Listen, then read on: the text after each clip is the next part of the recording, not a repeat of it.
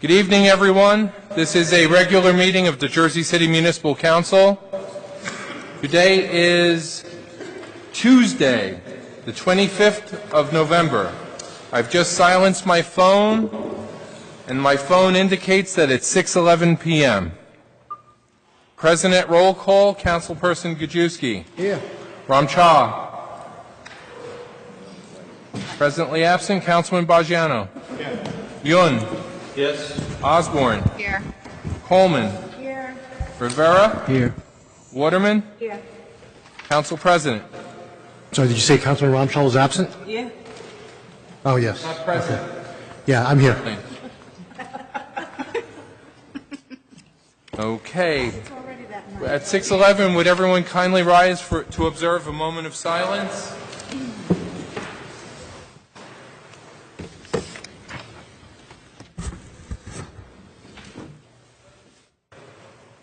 Mrs. Mary Hutchinson, grandmother of Tracy Hutchinson, employee within the Division of Treasury, and Miss Evelyn Walsh, mother of Teresa Haywood of the Resident Response Center.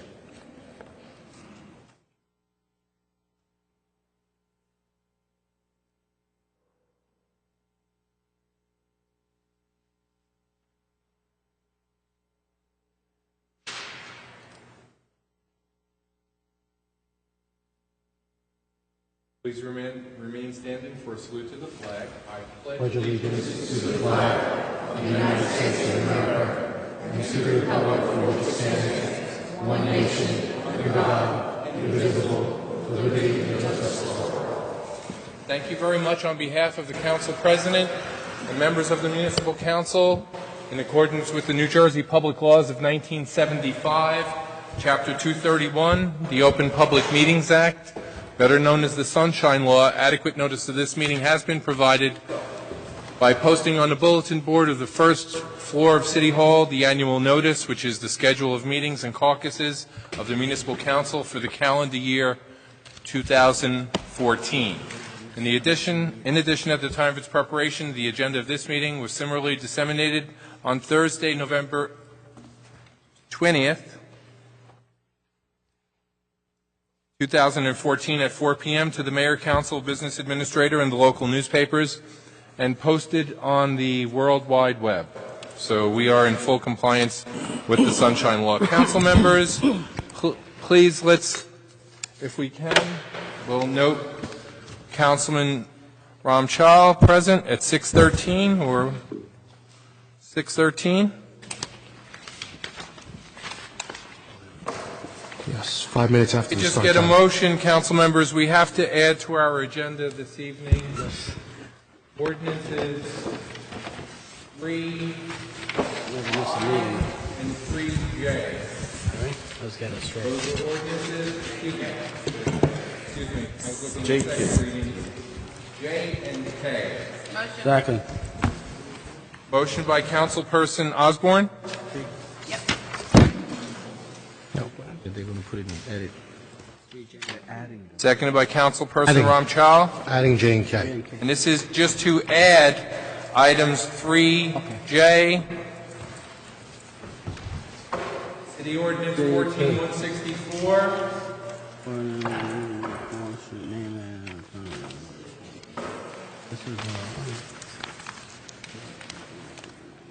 and 3K, 14165 to the agenda. On the motion by Councilperson Osborne, seconded by Councilperson Ramchal. Councilperson Gajewski. Aye. Ramchal. Aye. Bagiano. Yun. Aye. Osborne. Aye. Coleman. Rivera. Aye. Waterman. Aye. Council President. Yeah, just for the record, both those ordinances were properly submitted, and so they're late additions, they were properly submitted, and it was just an omission in making sure it was added to the agenda. I vote aye. The motion is approved 9-0, so those items are up for introduction this evening. Allow me, council members, and I want to say welcome back to Councilman Rivera. I know he's here against doctor's orders. If it gets too much for you tonight.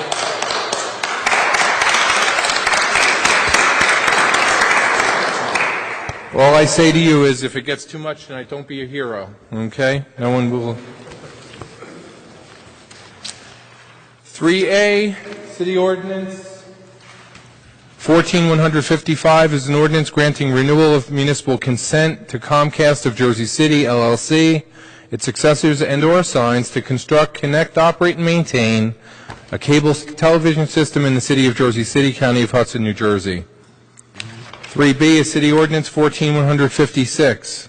It's an ordinance of the Municipal Council of the City of Jersey City, adopting amendments to the Land Development Ordinance, Article 3, Procedures as it pertains to the General Development Application. 3C, City Ordinance 14157 is an ordinance amending and supplementing Chapter A351, Executive Orders of the Jersey City Code.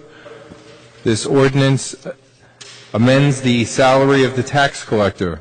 3D, City Ordinance 14158 is an ordinance amending and supplementing Chapter A351, Executive Orders of the Jersey City Code.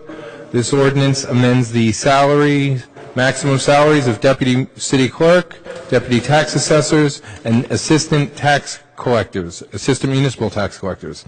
3E, City Ordinance 14159 is an ordinance amending and supplementing Chapter 53, Personnel, Section 53-6, Vacation and Other Compensation in Section 53-11, Fixed Salaries, reinstating the Consumer Price Index, CPI.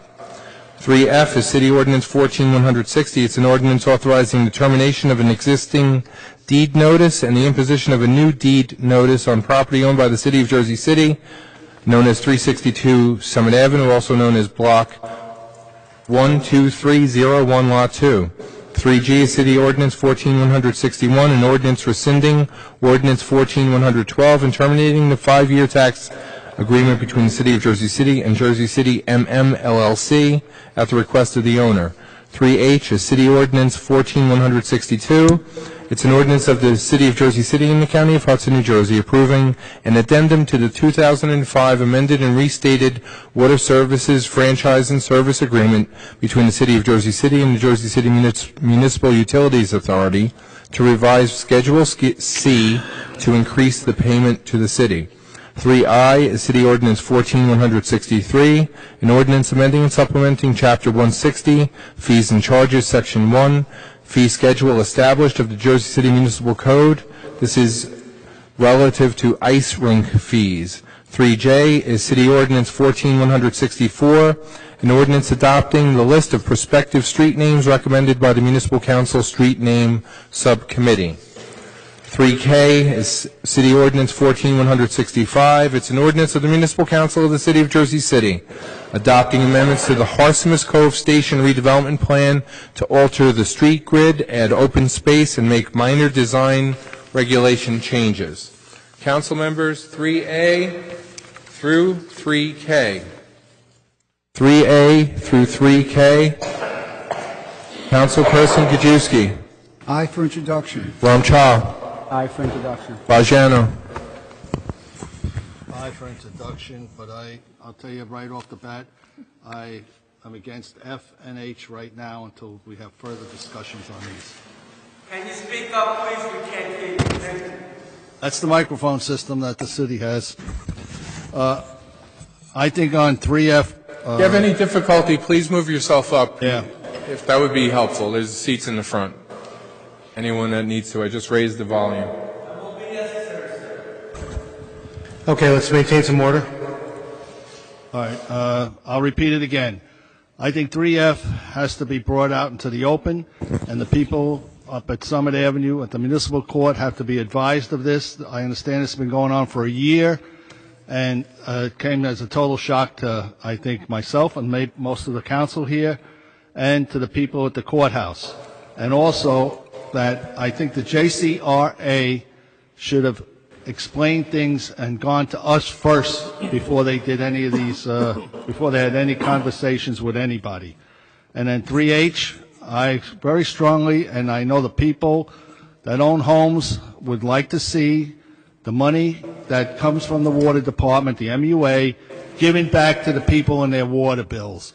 I know there was an argument about abated buildings and everything, but as a homeowner and to the people of Jersey City, Our water bills have been going up, up, up ever since Brett Schundler sold our water system to the United Water.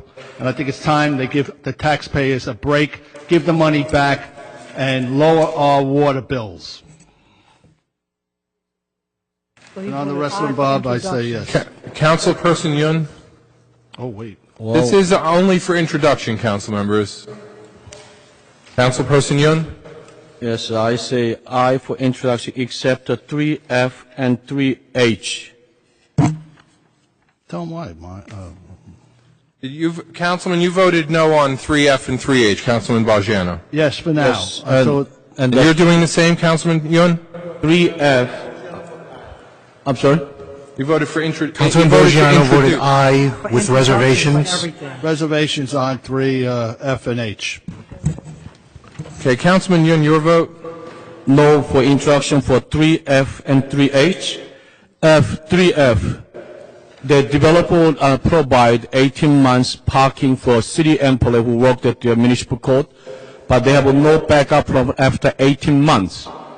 If 18 months later, if they're not able to provide the parking space for the people who work the city, then it's going to cause problems. City have to have two choices. One, we have to rent a parking space for them because there's a union contract. Number two, if we're not able to provide space, they're going to park the car neighborhood in that area actually has a very difficult parking situation. So instead we actually sold it their parking space, which we then utilized a lot more for the neighborhood in the afternoon.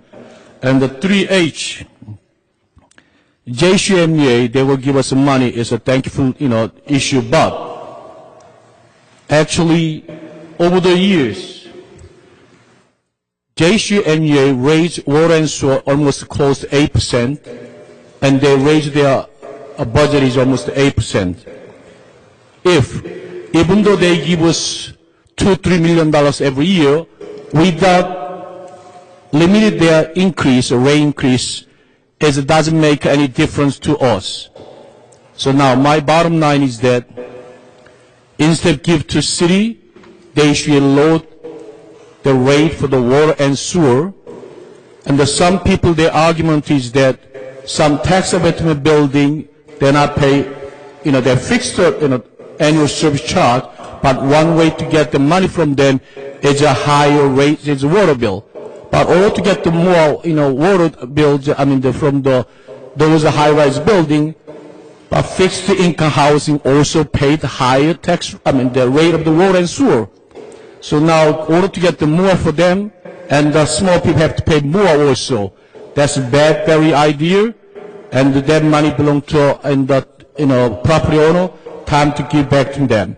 So I said no. Rest of aye. F and H, no. Councilperson Osborne. I vote aye on all. Let's see. Hold on one second. Not H. Here we go. On F, I'm just expecting the business case before I would vote yes on final adoption, but I vote aye for introduction. Councilperson Coleman. I vote aye for introduction. Councilperson Rivera. Aye for introduction. Councilperson Waterman. Council President. Just on 3F, it's been very public in our meetings that we're looking to move to no longer provide parking as a benefit to city employees. Contracts expire for the court employees as of December 31st, 2014. Is that correct, VAs? And we're looking to negotiate that and eliminate that benefit. Obviously, there's we're trying to be a more walkable city, Journal Square in particular, with all the great development and the PATH station over there. This is a lot of benefits to this development, 65 units, the tax revenue, and so forth. But we'll detail that out in the second reading. I vote aye on all. Allow me to recap. 3A through 3K have been introduced unanimously, accepting F and H. 8-1 votes cast by no votes cast by Councilperson Yun. I said no, too, Bob. No, you didn't. You said aye for all. F and H. That's I'm what saying had me no. confused. That's what had me confused, Councilman. I asked you, H, I'm saying no, for now. And I also think, you know, when you say... wait, no parking we're for public done. employees, it's We're done. wrong. We have a Okay. contract We're now done with nationwide. first reading. Everybody's already had their opportunity to speak, and, Oh, that's, come on, cut it out. yeah. all right, it's cut it out. 7-2 on F and H. 7-2, council members Yun and Bajano. Voting no.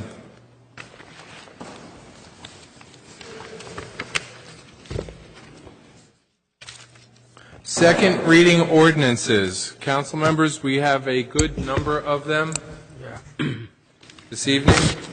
And just Do for whatever you your want. curiosity, our speakers list goes to number 14 this evening. First ordinance is City Ordinance 14-143, an ordinance supplementing Chapter A351 Executive Orders and Ordinances of the Jersey City Code to create a new classified position for WIC Peer Counselor. This is a public hearing on the ordinance. Mrs. Balser? Yes, Yvonne Bolser. Infants, Women, and Children is a federal program. So this job title here, will this federal government reimburse us for this job title? Yes. It will? Okay. Thank you very much. It's a public hearing on the ordinance. Is there anyone else wishing to be heard? Jason Berg, I have a question. If this is an ordinance being submitted, my question is, why is it necessary to have an executive order attached to this ordinance? We went through this the last time. I'll explain it again. All right. Again, this is a new day. The ordinance, the council must pass an ordinance so that it could be adopted as part of a title into the city code. All salaries that are not required to be set by ordinance, fixed by ordinance by the council, are set by the mayor. So the mayor signs an executive order that creates a labor grade that would determine how much this individual would be compensated. Disappointed. A bicameral effort. My camera effort. Okay? But a point of information, by Robert's Rules of Order, actually executive orders are illegal because the executive cannot make legislation. He can only sign into bills. That's a point of information. That's a fact. Read Robert's Rules of Order. Thank you. Is there anyone wishing to be heard on this ordinance? Just this ordinance, not anything in general? Summit Avenue ordinance with parking. No. Oh, I'm sorry. No, we're not talking about that. We're talking about a women, infants, and children peer counselor, the title. Sorry. That's not going to come up the Summit Avenue until the next meeting. The council just introduced the ordinance. There'll be a public hearing in 3 weeks, December 17th. Motion. Look at the first page on your agenda. You'll see the title. Anyone else wishing to be heard on this If you're ordinance? on the public speakers list, you can speak at the public speaking. Okay, fine. We have a motion by Councilman Rivera, And seconded by Waterman? seconded by Councilperson Waterman, to close the public hearing. Councilperson Gajewski? Aye. Ramchal? Bajano? I'm sorry, I have... Yun? The public has an executive order to recall the ordinance. Thank you. What happened? I don't know. Councilperson Yun? Aye. Osborne? Aye. Coleman? Aye. Rivera? Aye. Waterman? Lavaro? Aye. We have a 9-0 vote to close the public hearing for the final adoption of item 4A, City Ordinance 14, 143, Councilperson Gajewski. Aye. Ramchal. Aye. Bajano. Aye. Yun. Aye. Osborne. Aye. Coleman. Aye. Rivera. Aye. Waterman. Aye. Council President. Aye. Adopted 9-0 is item 4A, City Ordinance 14, 143.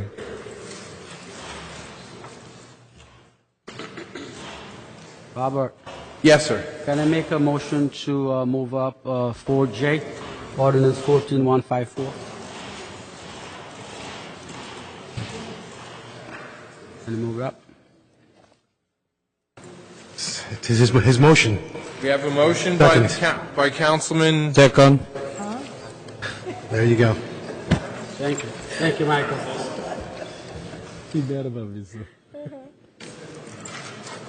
We have a motion to defer to item 4J by Councilman Ramchal, seconded by Councilman Yun. 4J is City Ordinance 14154, an ordinance approving a 30-year tax exemption for a market-rate mixed-use rental project to be constructed by 3 Journal Square Urban Renewal, LLC, an urban renewal entity, pursuant to the long-term tax exemption law, New Jersey statutes annotated 40A:20-1 et sec. On the motion, Councilperson Gajewski. Aye. Ramchal? Aye. Bajano? Aye. Yun? Aye. Osborne? I'm going to vote no. Are we going to voting? No, I'm going to vote no because I just think we should maintain the order. But, I think so, too. That's You're on the motion, you're voting no. Councilperson Coleman? from a process perspective, I think we should. Councilperson Coleman? I agree. It's been nice that I sat out here until 1 o'clock in the morning waiting to get to a particular ordinance. If we start doing that now, does that mean that, and I don't know what this is for, but what I'm saying is if we start doing that now, does that mean that anytime someone comes up and say, can we go to another ordinance, we jump to it? That takes us out of order. So I think if someone wants to be heard or speak on an ordinance, then the process is the process, and I don't like deviating. So I vote no. Councilperson Rivera? Aye. Waterman? No. Council President?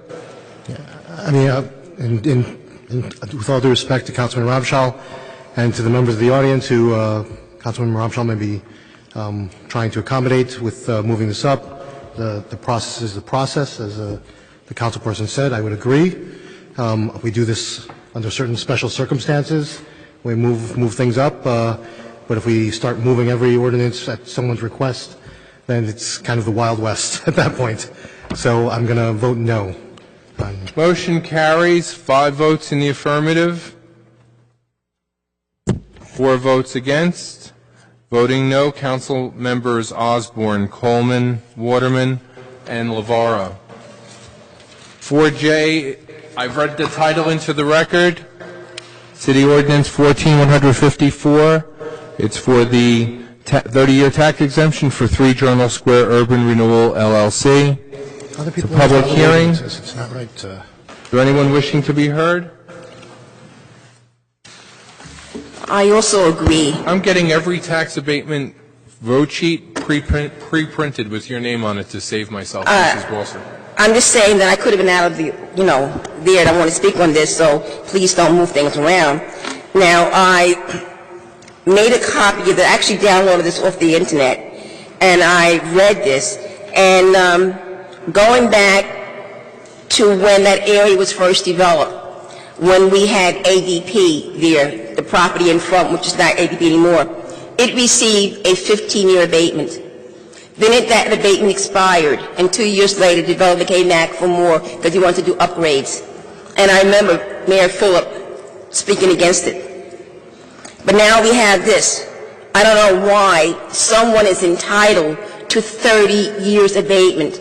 This is my neighborhood now, and I am probably 5 blocks from this, and I am paid full taxes, so somebody else can get a deal. It's what I feel as though. I feel this is nothing but pure discrimination. So a developer can make money and he can market it at a better price. So when it's time for me to sell my condo or rent out my property, I have to compete against someone that has a special deal with the city.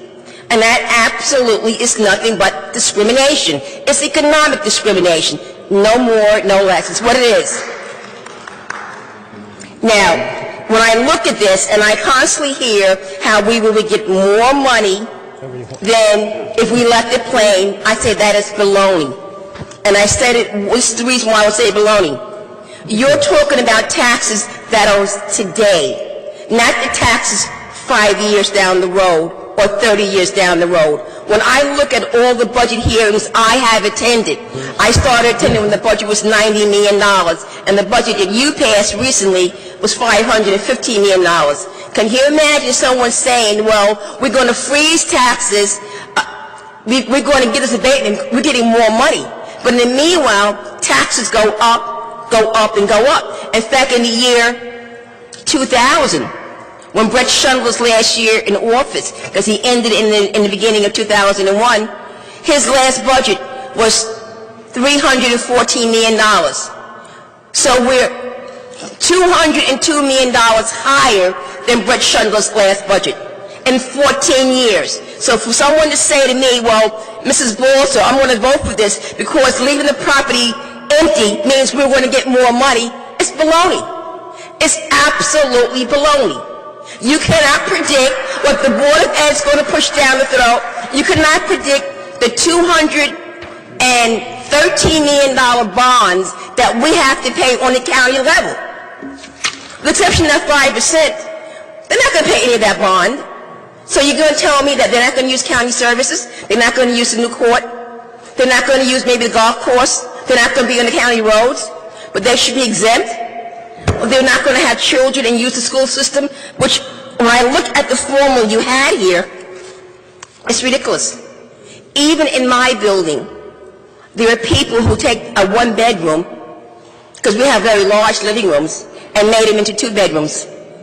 I have a 2-bedroom, and I was told I can take my den and make it into a 3rd bedroom if I choose to. People do have children. We're not putting any money towards the Board of Ed. We're doing a deal for a developer, and we should not be doing a deal. He's in prime real estate. He knows how valuable it is because he's not developing it. He knows the value of it, or he would not put money there. And it's behind a building. So he's basically taking the air rights really, because the land is so valuable, and we're saying to him, I'll give you a 30-year abatement. That is ridiculous. That is wrong. And it is not a rateable, which I say over and over again. It is not a rateable. Personally speaking, I am surprised that Hoboken has not sued Jersey City, because Hoboken did the revow, and Hoboken has an assessment of $11 billion, and we're still under $6 billion. So they're paying more to the county than we are, while we're giving out the city's rateable base. We're giving away our rateable base through these developments. This is absolutely is wrong, and I think it is. You can't rationalize what you're doing. There's a lot of things, services that they will pay, and let's be honest. What is services? Services are taxes. They want the services, but I'm going to pay for it, and I think it's absolutely wrong. I'm going to sit down. There's others who want to speak. I think Panel Pinto has made enough money off of Jersey City. It's about time he contribute back by paying his fair share of taxes. That's the bottom line. You have a lot of properties in Journal Square that are paying full taxes, and they do not have an abatement at all. St. John's, in the very old construction near me, pays something like $10,000 in taxes for like a 2-bedroom. I have never seen them come down here and say, gee, give me an abatement. So we're beating a good thing to death, and I think it's absolutely wrong that what's called market rate, they're not competing with New York City as they claim they are. They're competing with the people who live in the neighborhood, who are struggling to hold on to their homes. And that's wrong. And there's no reason. It's like let's say you have 3 or 4 children. You're going to only feed 2 or 3 of them and let one starve? That's what this abatement does. You're shifting their services on someone else and making them poor. You're playing a game, and I'm saying to vote no.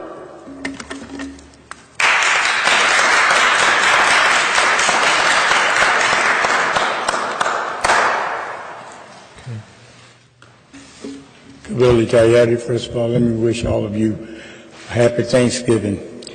My primary concern with abatements is what it's been before I started working with Brett Shundler and what it's been all along.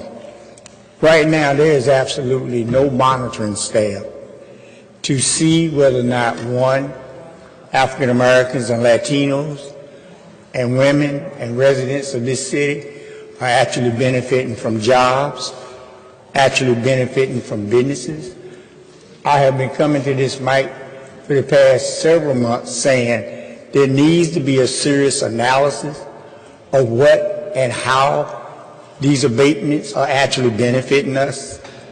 As one who has worked on these abatements from 1997 until June 30th, 2013, I can say to you, it has been a fight. Everybody stands up and talks about the jobs we are going to get, that we are going to get. And believe me, the little few that we have been a fight. Now we don't have a compliance unit at all, at all. If I was to ask tonight, how many tax abatement projects do we have? How many of them actually have Jersey City residents working on those jobs? How many of them have Jersey City residents in some permanent position? How many of them have created businesses for any Jersey City resident? How many of them have African Americans, Latinos, women? Nobody in that division that is under Governor McGreevey could provide that information because that kind of monitoring is not being done. First of all, the staff is not there. In all fairness, the unit must be funded so people can be hired to do it. I am not against the developers. I support the PLAs. I support the PECA, even though I've always said I have a problem with so-called good faith, because that doesn't mean nothing at the end of the day. But what does bother me is that right now there's no real teeth. In 30 years, I remember when members of this city council, along with the present mayor, former Ward E councilman, said that we needed to be cutting back from 30 years to at least 20 to 15 years. And the former administration that I was a part of heard that, began to address that, and the developers fought us on that. When we introduced the PLA, they began to push for 5-year abatements because they blatantly told us we don't need tax abatements anymore. And they honestly began to fight us and push for 5-year abatements. Kabili, I appreciate the history lesson, but could you speak If I get the 5 minutes, Bob, give me my 5 minutes. No, and this isn't the public. You want to get up and speak, and repeat this during your 5 minutes. Feel free, but speak to this ordinance now. That's what I'll be talking about 30-year abatements. Thank you.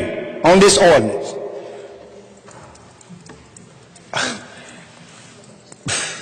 Father, give me strength.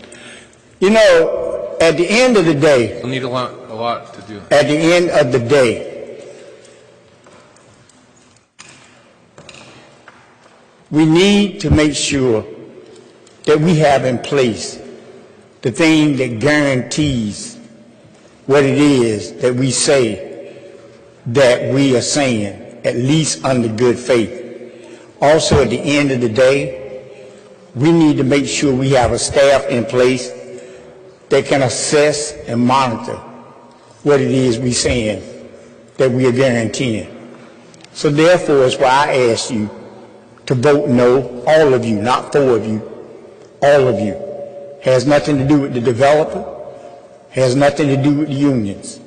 It has to do with the fact that right now, this is a lot of words. Thank you. Thank you. It's a public hearing on the ordinance. Yeah, me, Bob. Who's first? I think I said, yeah, he already spoke, didn't he? He already got the first ordinance. I'll be brief. Pat O'Melia, 130 Congress Street. Isn't often I go before this council in favor of an abatement. But in this case, yeah, we established an abatement policy on Journal Square with this new administration of 30 years. And that's what this developer is asking for. I agree with Mr. Borgiano. Maybe it should be 15. But the policy is 30 years. But there is a difference here.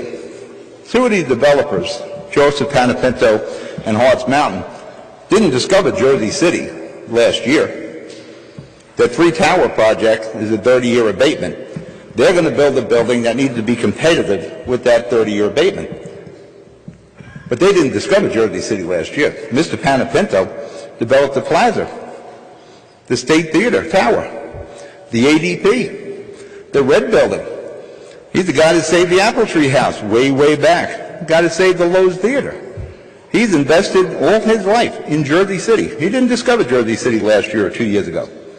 Him and Manny Stern and Harts Mountain been invested in Jersey City all along, creating jobs, changing the skyline of Jersey City, making it the attractive city it is now, the best mid-sized city in the United States. You can thank Joe Panapinto for that, because he's one of the people that had that vision.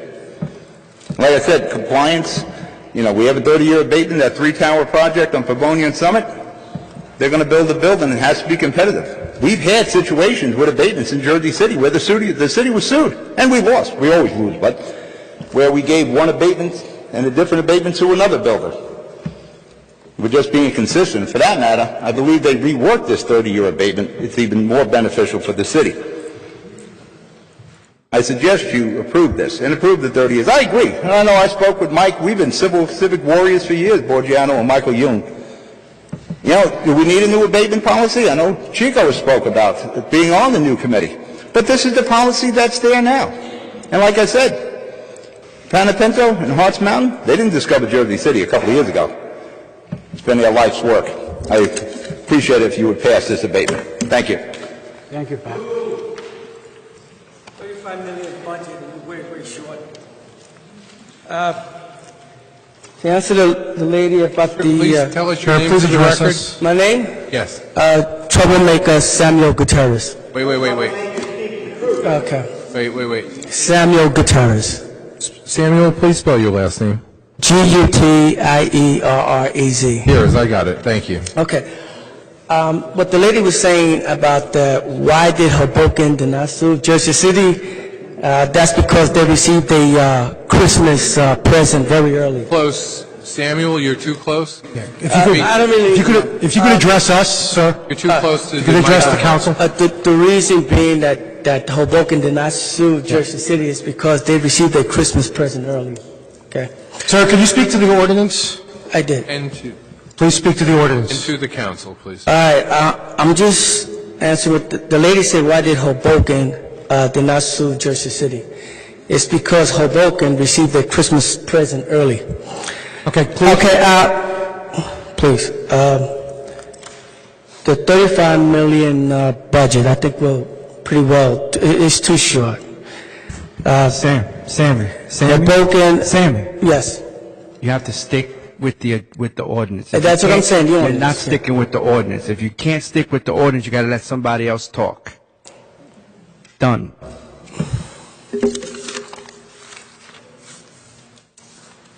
Mr. Kelleher? Yes, Robert. Patrick Kelleher, President of the Hudson County Building Trades. As all the council people know me, I'd like you to move this project ordinance forward. I had a meeting with Council President Rolando Navarro. I meet with all the council people.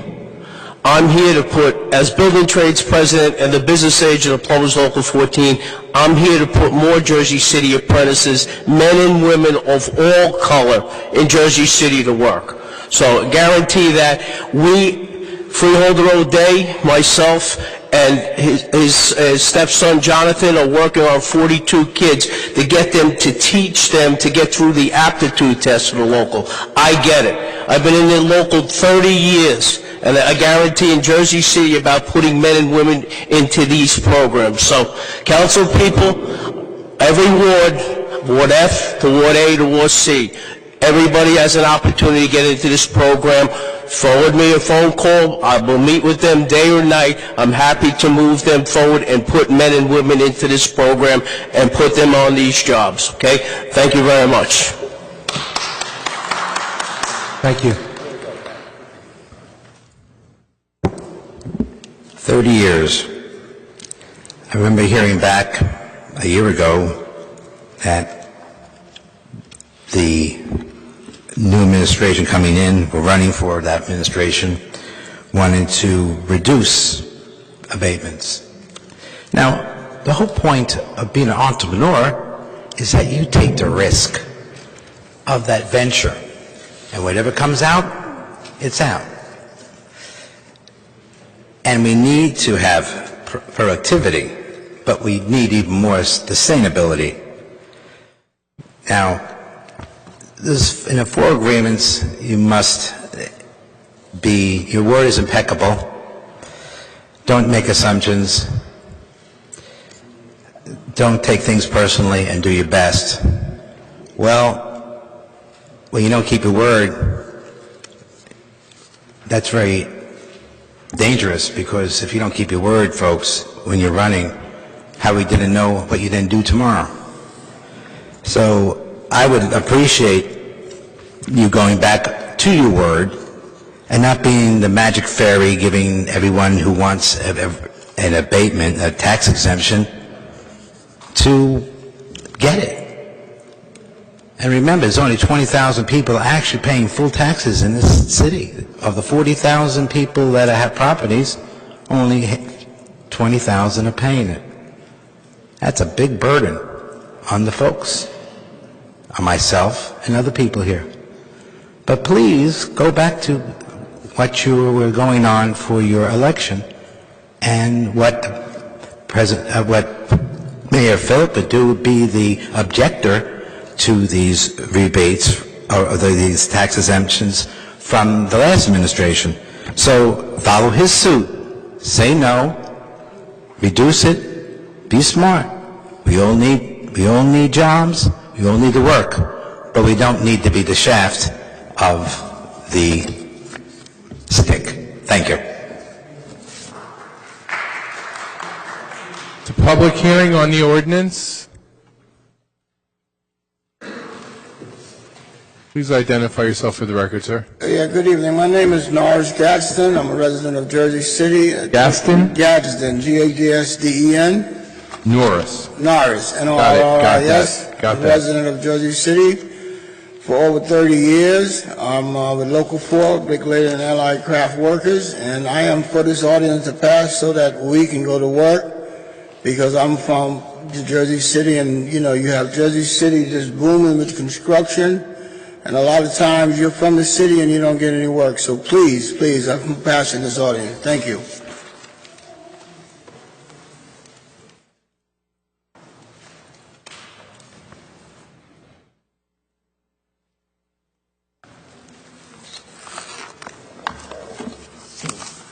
Go ahead, Chuck. Good evening, council members. Charles Harrington of Connell Foley, and I represent the applicant in this application before you.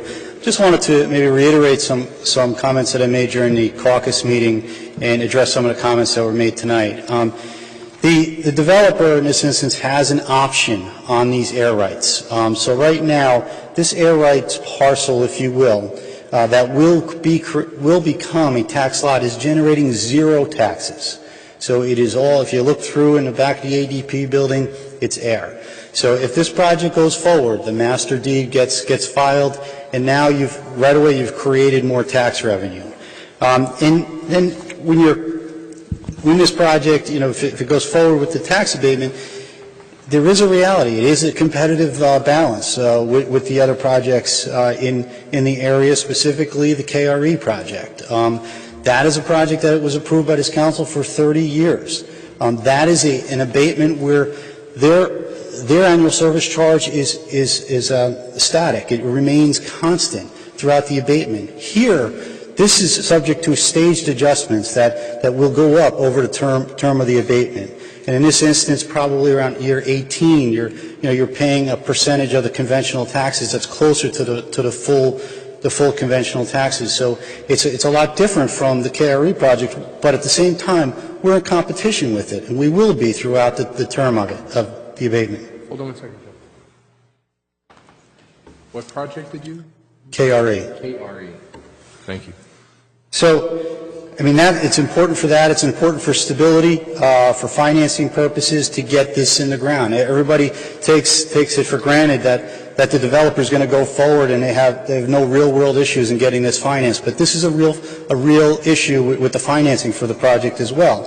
So with that said, it's important. I think, as I said at the caucus, the KRE project is important for the square. I think this is even more important because this is a smaller project. It's 240 units, 13 stories. It will be started and completed. It will be completed before that project. So I think the other developments in the area will look to this. If this is successful, others will follow. So, that's a great project, down on the other side of the PATH station, but this would be completed first. So I think it's very important to move forward with this. And as I said at the caucus meeting too, this is the policy right now, 30 years within this this tier, and that is something that developers rely upon. So, I'd ask for the competitive balance for the stability of the project that the council move forward on this. And just a few other comments here in addressing some of the comments before me. This is a PLA project. So it will generate a lot of jobs. And I can tell you from firsthand experience that Jersey City does have a compliance office in place that is monitoring all of the abated projects, and they're very diligent about it. Mr. Nwala and Mr. Graham are constantly contacting me about any of my projects. So that is something that maybe the council and the rest of the public aren't aware of, but they are very diligent in working with all the developers and with the unions to make sure that everybody is meeting their obligations under these abatements. Chuck, let me just this question. After 18 years, what percentage of the taxes are they going to be paying? That would be, it would cross over to 60% of the conventional taxes, or the 10% of the gross revenue would be the annual service charge, whichever is higher. So it's projected, like any other, hopefully, revenues rise over the term of the project. So you'll have 10% of what the revenue is in the 18th year, or 60% of what the conventional taxes would be under that existing tax rate 18 years from now. I had asked Joe to please knock it down to 20 years. I think 30 years, the KRE had to kick off the start of development in Journal Square. There was no doubt about it, because we've been sitting with Journal Square for years and years, and nobody's done nothing. But 30-year abatements should be out totally throughout the city. I mean, 30 years from now is a long time. And I know Joe's been very good to the community. He's been a developer. I've known him for 40 years. But I think 30 years is a long, long time. The only thing I could see is if after 18 years, it's close to what I wanted, 20 or 15 years, basically. Let me ask you something else. How many cars park in that lot right now? There are about 908 spaces now. 908. Now, they're all going to get kicked out into the street? No. No, at the end of the day, when everything is done, you're going to lose, it's going to be about 700 spaces. Yeah, but how are they going to build a building with those cars there? On top. Above. Well, it's going to be, it's built on the top deck. You're not losing the parking spaces below that. So the people are still going to be able to park there? Absolutely.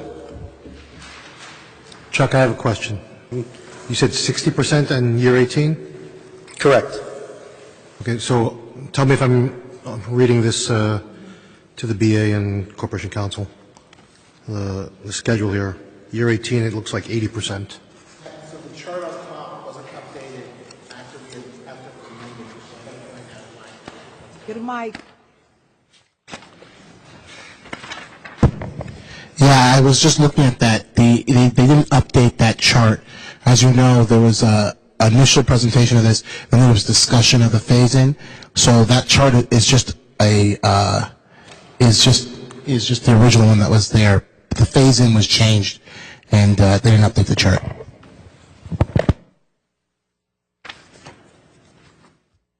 Can I ask? So 60% is the correct figure.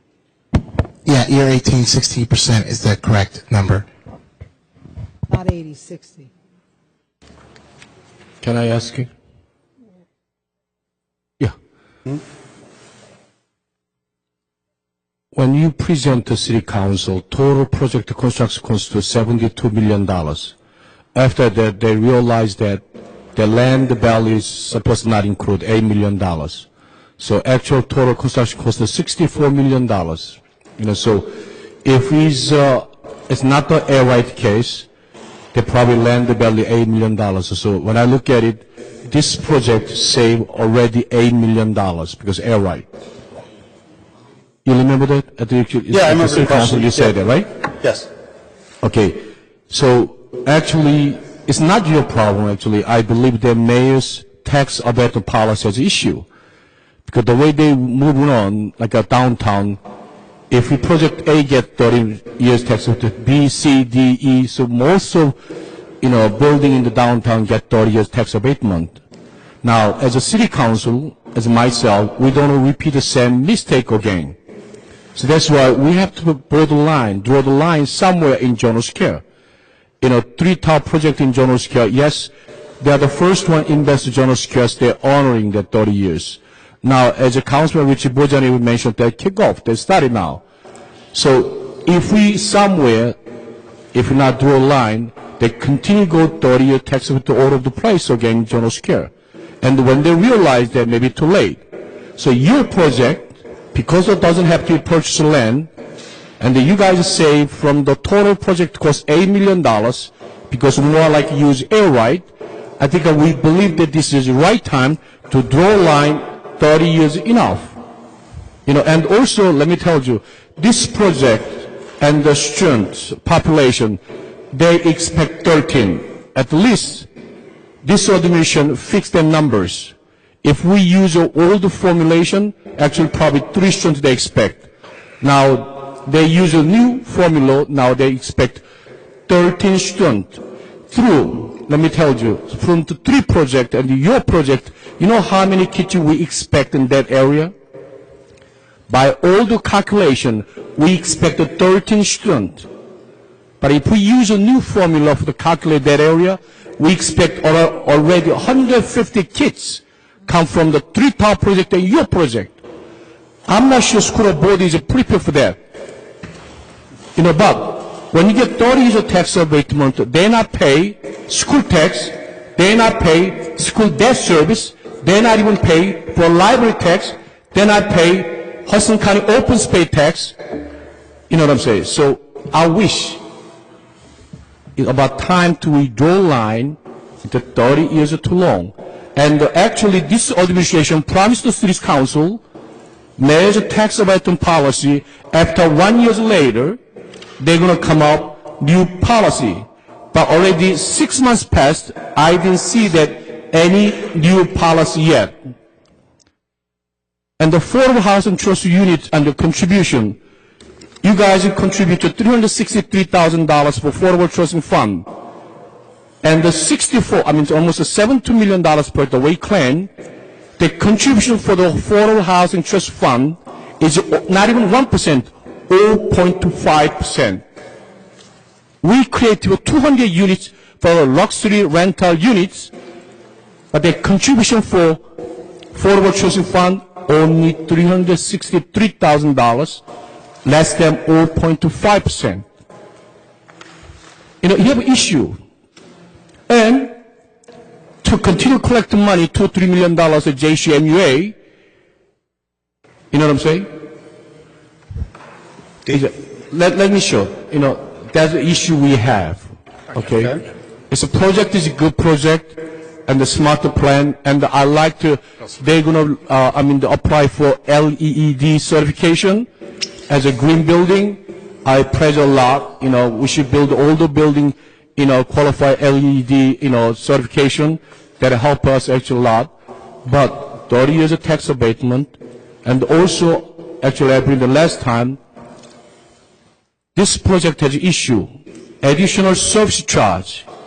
Additional service charge. You guys are going to pay $1.14 million, which is the land didn't pay annual service charge almost 10 years. Well, maybe you shake head. Maybe city of just not send the bill. What difference between, city and somewhere the land, the owner of the land. But now, the day of that, that ordinance to talk about this issue, now they pay $1.14 million for additional service charge is bothering me very much. I just let you know. And also, I want you to also understand the local union. City of Jersey gives us so many tax abatement. We always come with excuse, tax abatement creates job. When I read that the Carlson report, actually disparity report, almost 10 years, we only get 2% to the tax abated job to go to minority. Meantime, 41% of minority in Jersey City working construction related job. So when they say that tax abated bring them to job, that's not the truth. I want to make sure. So excuse to tax rate for create a job, I hope now and use that excuse till I see that result. I think that's enough. Okay, Thank yeah. you. Vote, you'll use just one word, correct? One word, right. That's it. Good.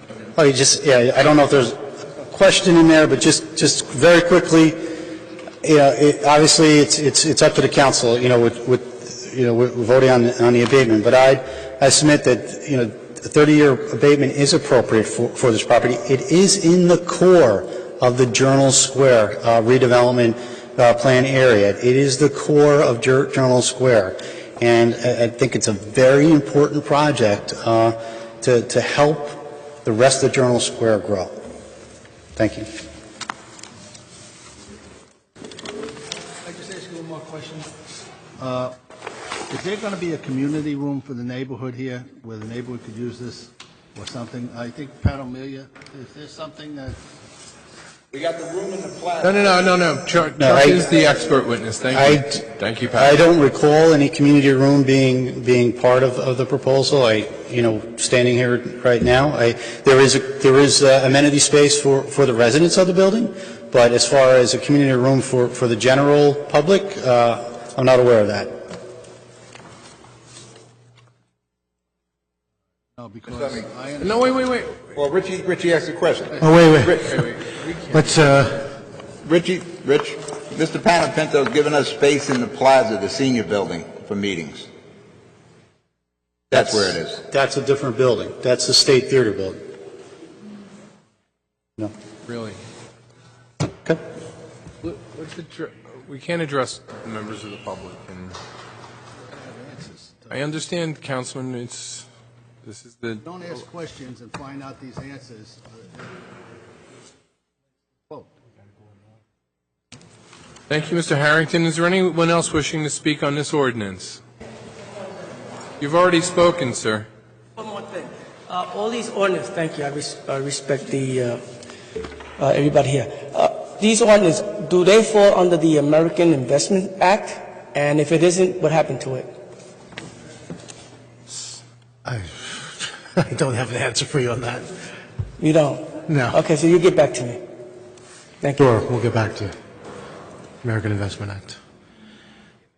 VA, can you look into that? The American Investment Act? Mr. Berg will explain that to you. VA, the American Investment Act, if we can get back to Mr. Gutierrez. Ms. Wintner? Thank you, Mr. Byrne. Good evening, council members. I got in late. I understand that the attorney or someone who spoke before me said that not granting this abatement would impede their ability for competition in Journal Square. And I just want to say that I think that is the incorrect opening premise, because to say something like that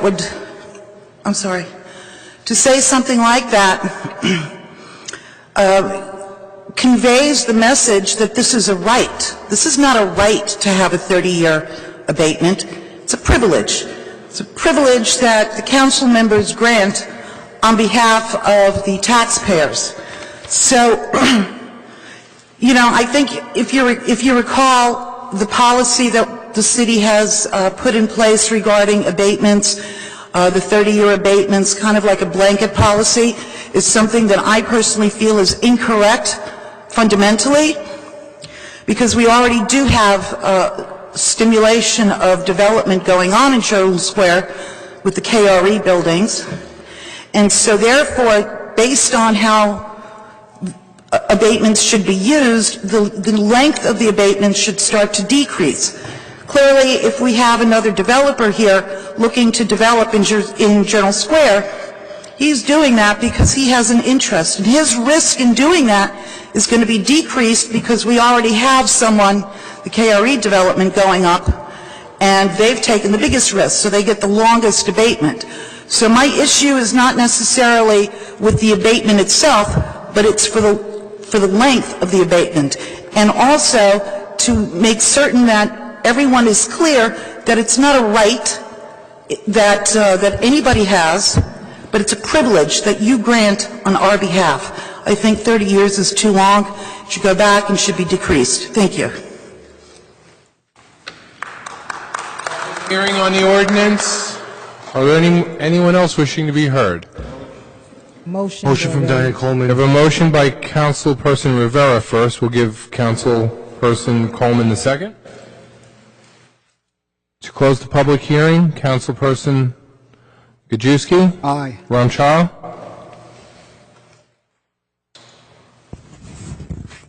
Said aye. I did not hear that. I'm sorry. Councilman Bajano? Aye. Yuen? Aye. Osborne? Aye. Coleman? Aye. Rivera? Aye. Waterman? Aye. Council President? Aye.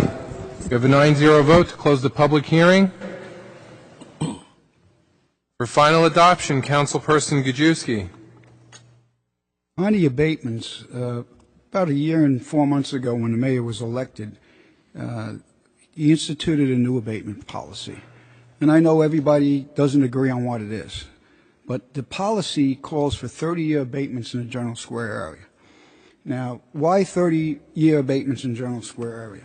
If you know Jersey City and you're familiar with the history of Jersey City, Journal Square was always the heart of Jersey City, always. I mean, you had shopping areas, you had Newark Avenue and Central Avenue, Jackson Avenue, Ocean, and et cetera, et cetera. But they were all spokes, and in the middle of the hub was Journal Square. You could go there at any time, and it was a bustling area. You could go, I remember as a kid, because I lived 2 blocks from it when I was growing up, you could go to what we used to call the 5 and dime stores and walk in, and you'd walk in and around, and it was crowded with people. And you'd come out on the concourse, and the Universal was there.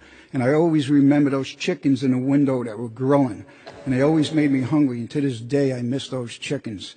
But there was so many different places you can go to, the little pizzerias, the theaters. We had 3 different theaters, although somebody stole the state because I don't know what happened to that.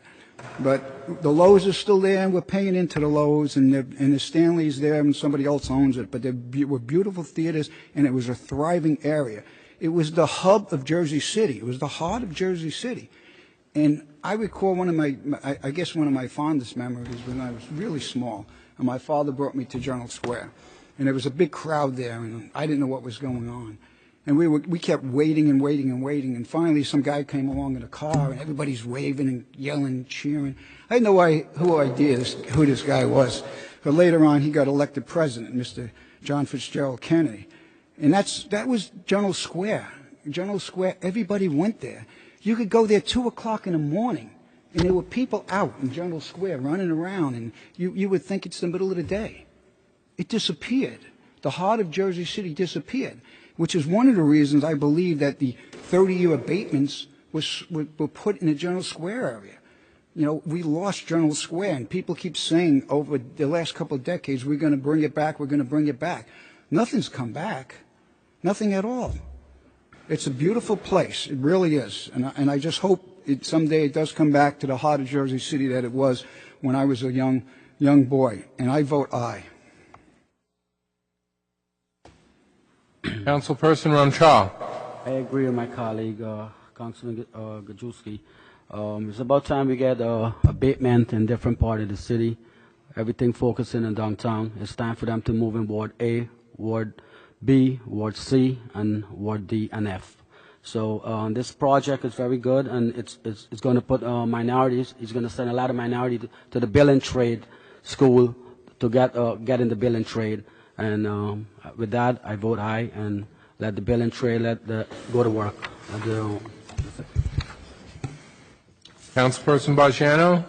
Yeah, this is a tough one for me because I don't believe in the 30-year abatements. 30 years from now is a long, long time. I said during the campaign, my one concern is I want to see Journal Square develop. The developer has been very good to the whole Journal Square area over the years with the churches, the Cusack home, and everything else. I'm really frustrated here. I almost feel like saying I abstain, but I know it's wrong to do that. I also know a lot of people are going to be annoyed with me for saying yes if I say yes, and I also know that if I say no, I feel that I'm hurting the development of Journal Square. So I will say this. I don't want any more 30-year abatements in Journal Square. I think enough is enough. I don't care. When the New York Times could say the most valuable real estate in the United States is Brooklyn and Jersey City, I don't think we need any more 30-year abatements. I'm going to say yes, but believe me, it's the last time I will say yes for a 30-year abatement in Journal Square. And I think the mayor's office better change this whole attitude. 20 years or 15 years is enough, and that's it. Thank you, Councilman. Councilman Yun, a single syllable, sir. I say no. Thank you, sir. Councilperson Osborne. Aye. Councilperson Coleman. I was going to give a long speech and explanation, but I agree with my colleague here. He said it all for me. Journal Square was a beautiful place to be.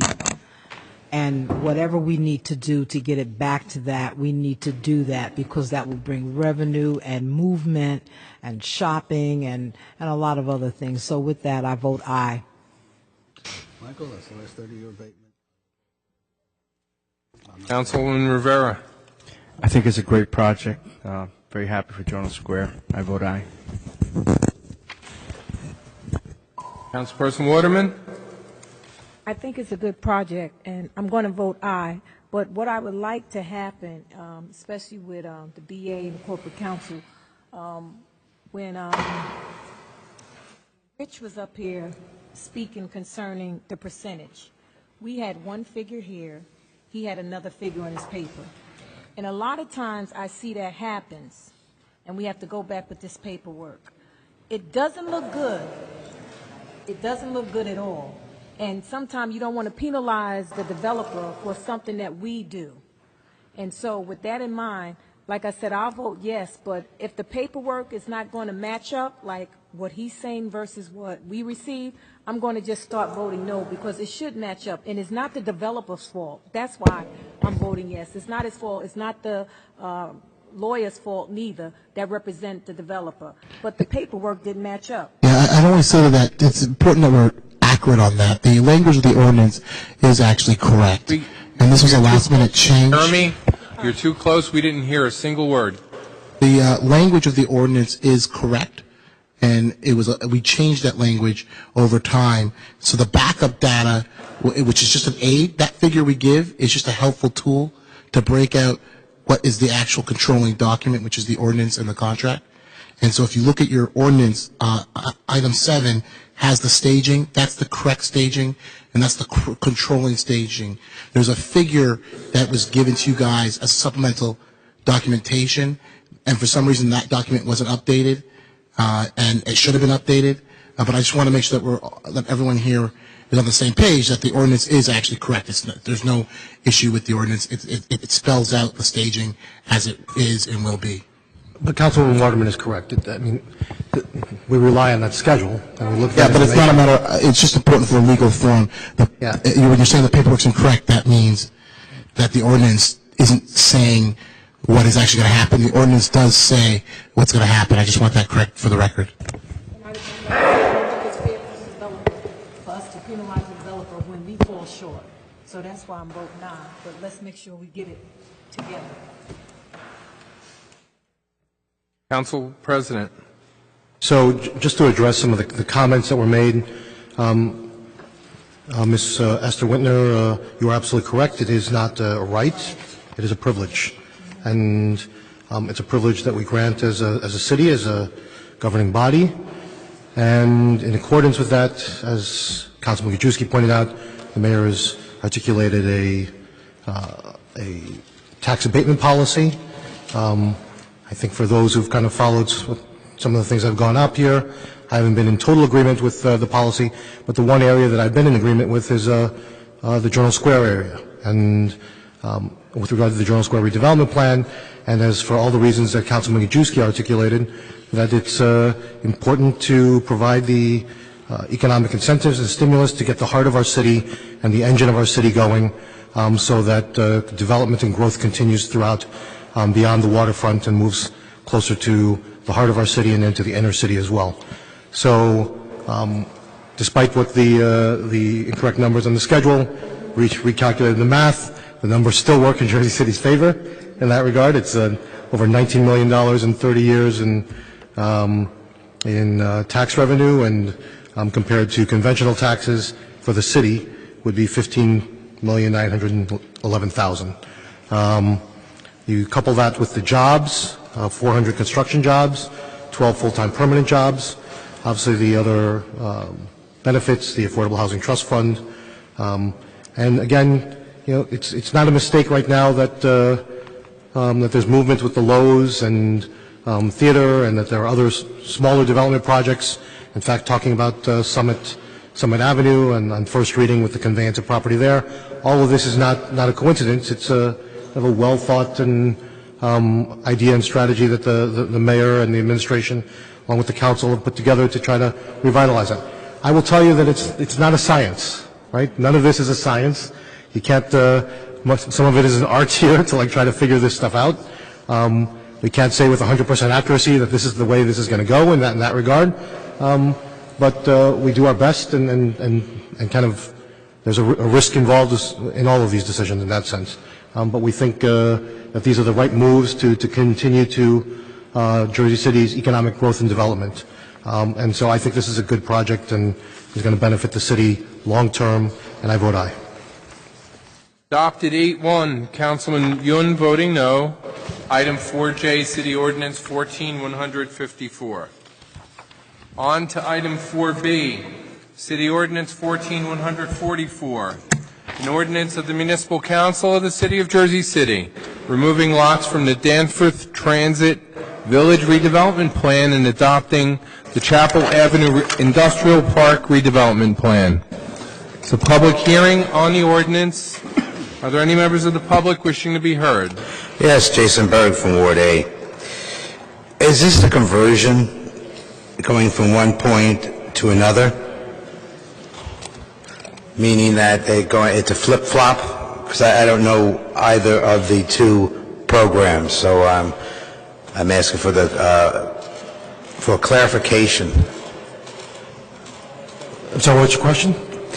Well, I'm just looking at it. You're going from one plan to another plan, correct? Right, they're removing lots from Danforth Transit Village Redevelopment Plan and adopting the Chapel Avenue Industrial Park Redevelopment Plan. It's going to allow an existing business to stay in Jersey City and grow its business. That's the intention of this ordinance. And what business is that that's going to be helped? I believe it's millworking, I believe. It's millworking.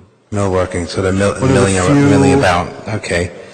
So it's going to help the tax base and also maintain jobs in Jersey City. That's the intention. All right. Before that, that ordinance or that agreement was not there, permitting that company to stay there. That's going to enable the company to stay there. There was an attempt to amend the Danforth last month. The council saw the wisdom in defeating that and bringing it back in this form, so that business could not only remain, but be able to grow and thrive. All right. Thank you very much. Appreciate the info. This is a public hearing on the ordinance. Anyone else wishing to be heard? Motion by Councilperson Waterman, seconded by Councilperson Coleman. I need 2 ears. I didn't hear a single one of them. What ordinance you on, Bob? C? We're on B. Second reading ordinance. We're on B. Oh, B, all right. I was confused. All right, thank you, Bob. Anytime, Pat. On the motion to close the public hearing, Councilperson Gajewski. Aye. Ramchal? To close, Ramchal? Absent, Councilman Bajano to close. Yun? Osborne. Coleman. Aye. It doesn't. Councilman Rivera had to excuse himself. Give him credit for trying tonight. Councilperson Waterman. To close. Council President. Aye. We have a 7-0 vote to close. For the final adoption of city ordinance Yeah, I agree. 14144, item 4B, Councilperson Gajewski. Aye. Ramchal.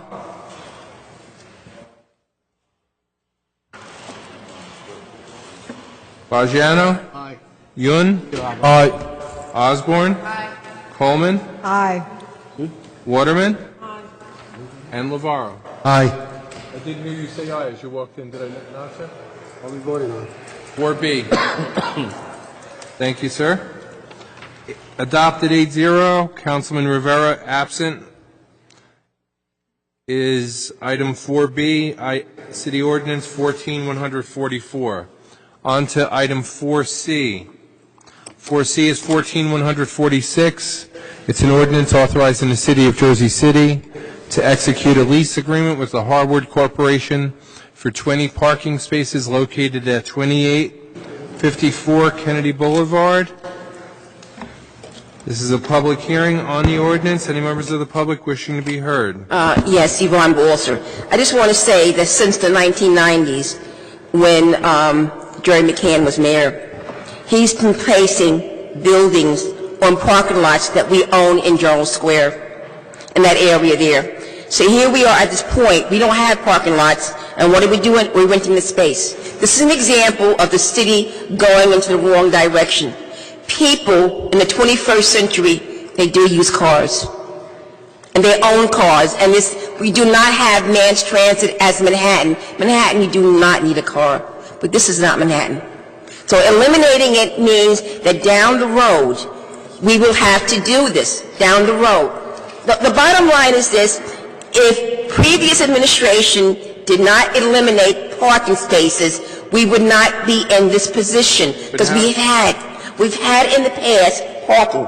Now, is this a renewal of one or not? No, it is not. Okay, that's what I brought up. We've had parking. I can tell you where the buildings were, where they were municipal parking garages. But we did developers a favor. We let them develop it. I give them to the redevelopment agency. They got these sweetheart deals of tax abatements, and we had buildings on them. And we're in the position right now of renting out spaces because it's required. The public hearing on the ordinance.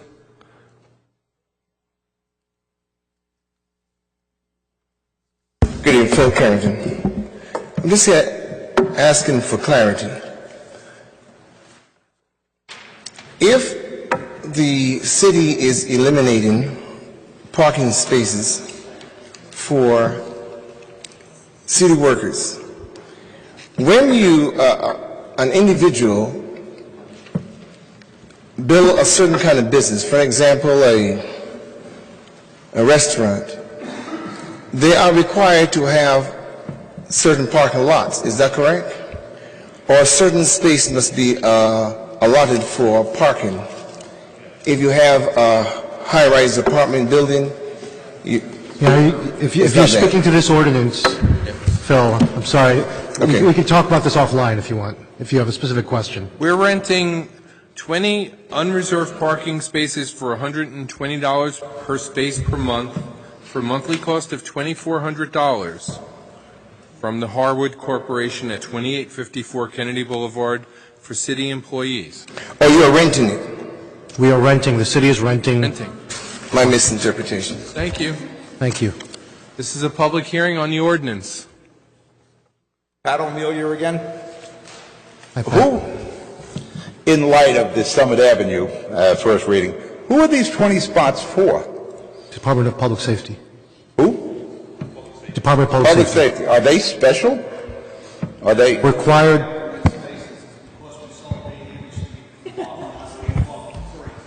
But straighten me out. This is up in Jones Square. We're going to try to sell the parking lots for court employees who are city employees, but we're going to rent spaces for other city employees. The correlation like that doesn't work that way. We've always rented spots up in Journal Square for the Public Safety Department. we've always rented spots up in public safety, up in Journal Square, sorry, for the public safety department. These are just spots for that department.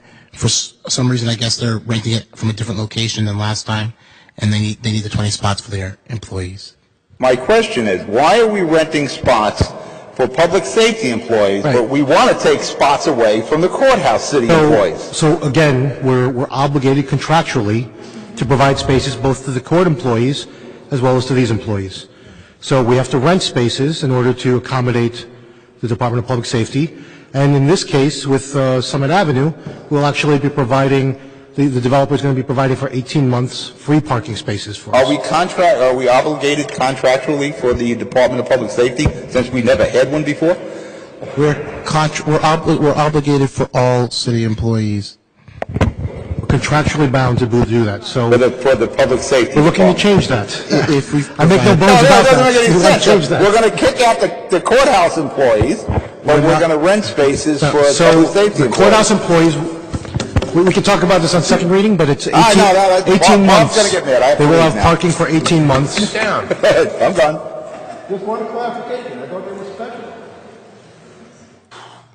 Now, there's no Public special, hearing there's on no the preferential ordinance. treatment. Anyone else wishing to be heard? Motion.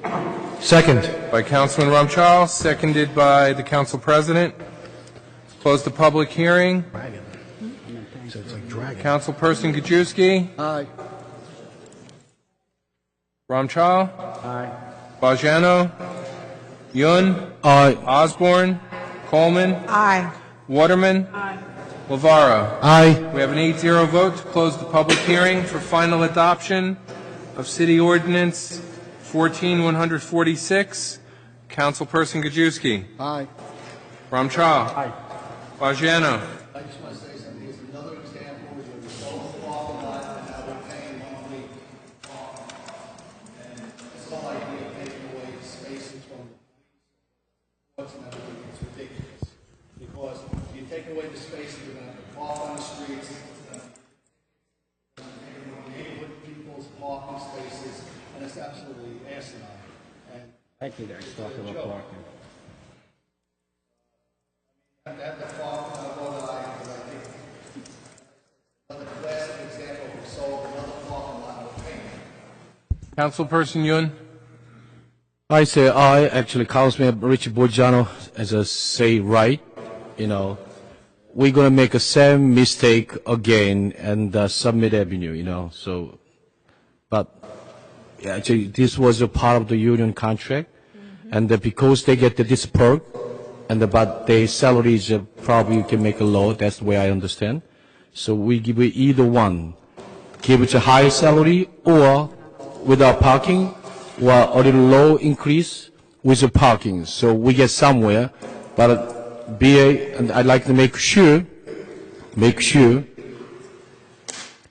when they pull it out, I mean actually, when they have a new contract with the, union, you gotta prepare for that. Seems like city council majority feel like we should not provide parking for the city employee. I hope you gotta have a plan B where they're gonna park car. You know what I'm saying? I don't want you to park the car 8 hours in my neighbor and your neighbor. It causes a major parking problem. And also when you guys buy like a bulk rate, actually much cheaper than individually rent a parking space. So when you make negotiate with union, I want you to consider all those facts. You know what I'm saying? Not just say take away. It's not answer to solve the problem. All right? But I say aye because we don't want to make same repeat mistake again.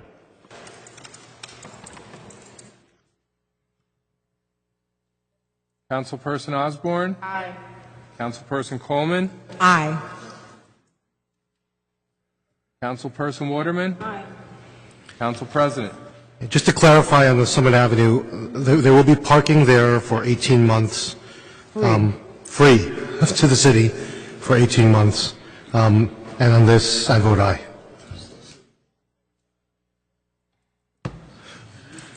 Item 4C, City Ordinance 14-146, adopted 8-0. Councilperson Rivera absent. Item 4D.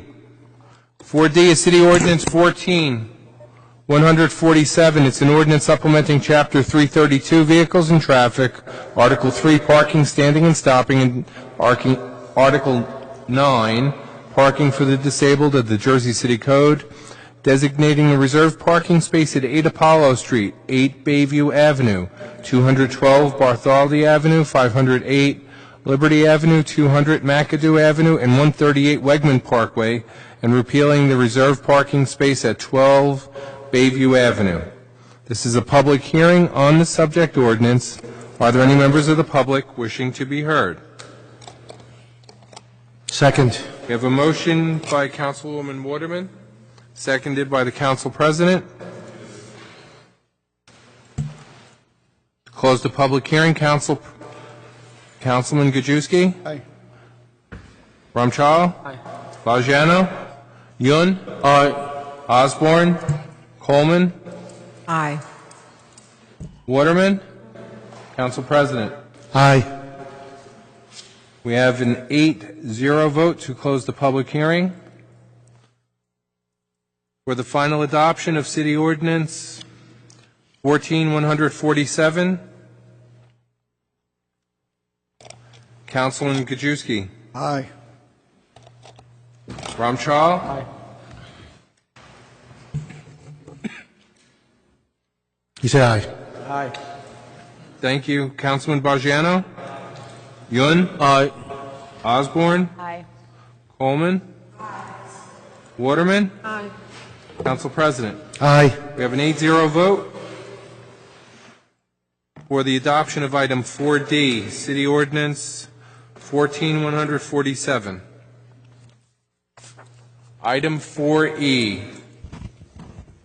City Ordinance 14-148 is an ordinance amending Chapter 296, Streets and Sidewalks, Article 6, Street Name Changes to include standards for street name signage and street vacations. This is a public hearing on the ordinance.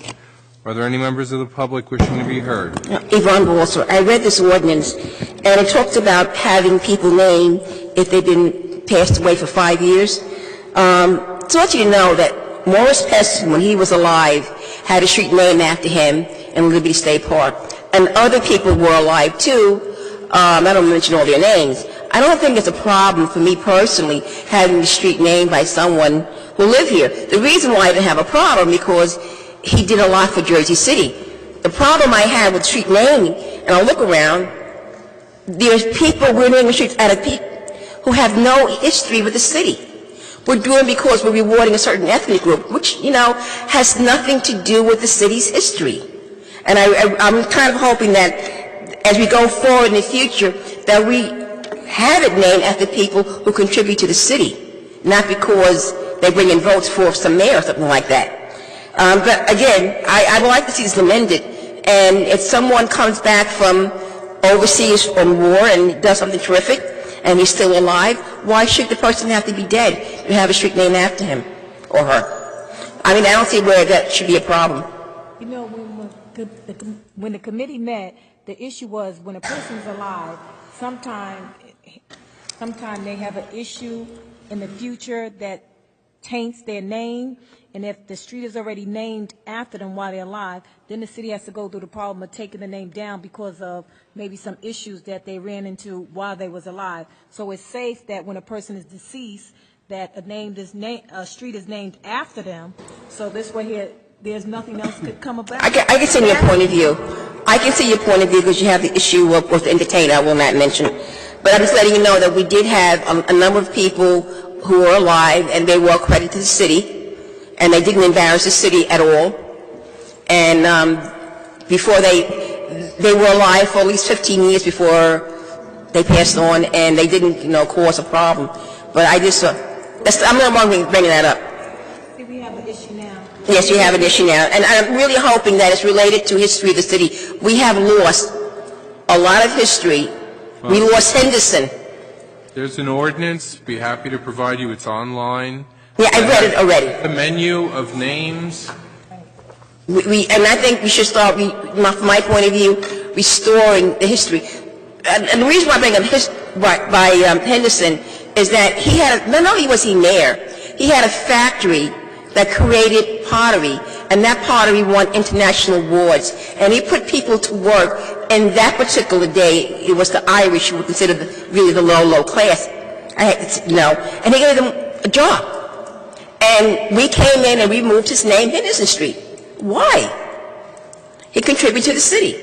I'm quite sure he's up there as one of these mayors, but I think it's absolutely wrong. And we replaced it with a person. It's still Henderson Street, south of Grand. It's not Henderson Street the way it was. And we replaced it with a person who I don't know, and is probably a very good person, but he had nothing to do with the history of Jersey City. And that's the problem I have with it. Well, Yvonne, I would like to share one thing, too. The reason that Councilwoman Waterman and the committee worked on an application for street dedication is because we heard the plea of the audience, and we're no longer changing the name of the street. The street will not be changed to someone's name anymore. It will be a dedication, which means the street will stay Henderson if it was then, and whoever Columbus was or whoever they wanted named after would be, that part of the street would be dedicated. So we're not changing the names of the streets anymore to bring that kind of confusion. We're dedicating streets to people in history or of the city or in crises or whatever the situation is, but it's called a dedication now. The street won't be changed. Okay, but I was raising the issue of restoring what we lost, what I was talking about, which is a little different. Thank you. That's not part of this ordinance. Thank you. It's a public hearing.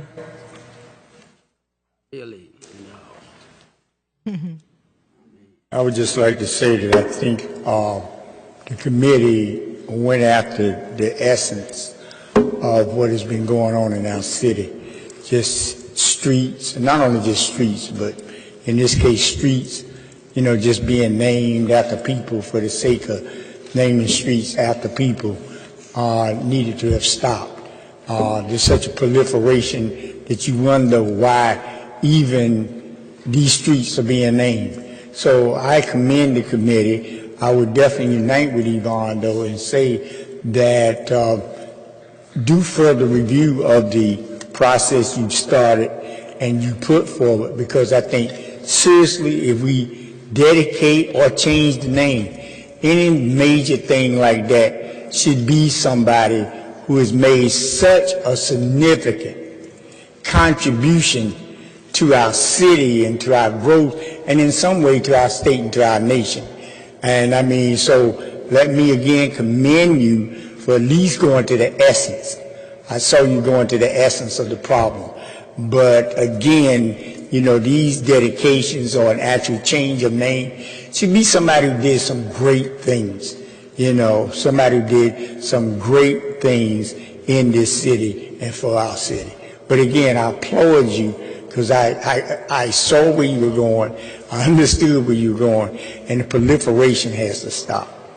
Well, Kabili, I would like to just say to you that thanks to Councilwoman Waterman, that there's now a process for this. You see, when we became new council members, there were 18 requests to name streets, and we had no idea who these people were or why they wanted them changed or how they were submitted. So now in this administration, there is a process to have a street dedication. There's an application, the reason for it, and the community signatures have to be in before it's even considered. So thanks to that you said, there's now a process for street dedication. I applaud you for that. I really do. Because again, the proliferation needs to stop. You're welcome, Councilwoman. Public hearing.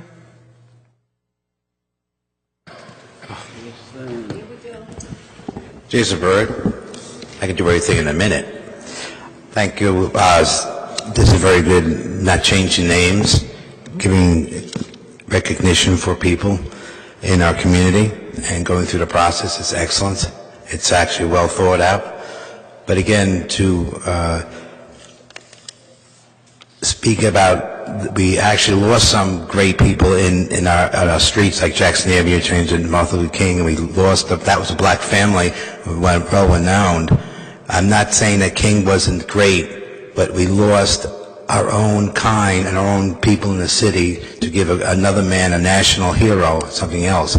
But again, at this point, Running from Communipaws? Really long. yeah, it's still it's about this long. Where the new west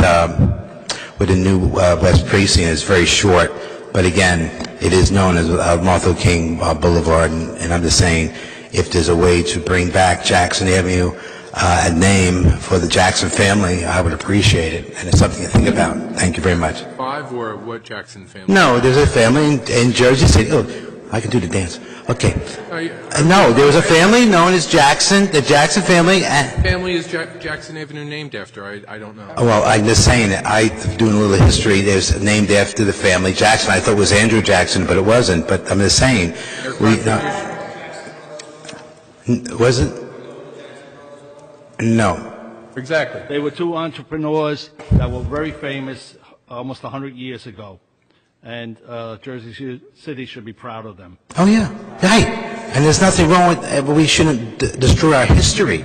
I mean, the great thing about our history is that it lives every day.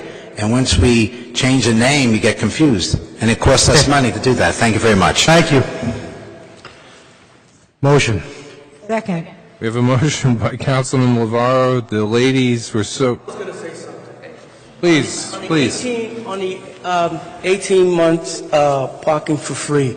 My question to the council member, which one of you is going to receive the flat screen TV? Talking about the wrong ordinance. Please. Sir. You're on the wrong ordinance. You're on the wrong. We're going to give the second to Councilperson Osborne. To close the public hearing, Councilperson Gajewski. Ramchal. Aye. Bajano. Yun. Osborne. Coleman. Aye. Waterman. President. Aye. We have an 8-0 vote for the close of the public hearing. For final adoption, Councilperson Gajewski. Aye. Ramchal. Aye. Bajano. Yun. Osborne. Coleman. Aye. Waterman. Council President. Aye. Adopted 8-0.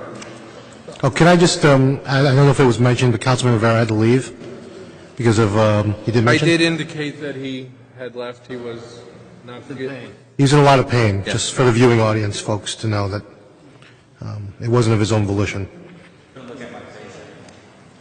Wasn't in his best interest to be here tonight, but he tried. Yeah. We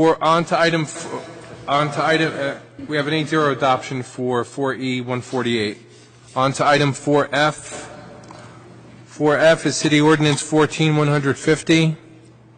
It's an ordinance approving a 30-year tax exemption for a low-income affordable housing project, including retail space, to be constructed by Lexington Manor Owner LP, a qualified housing sponsor under the New Jersey Mortgage Housing Finance Agency Law, New Jersey Statutes Annotated 55:14K-1 et sec.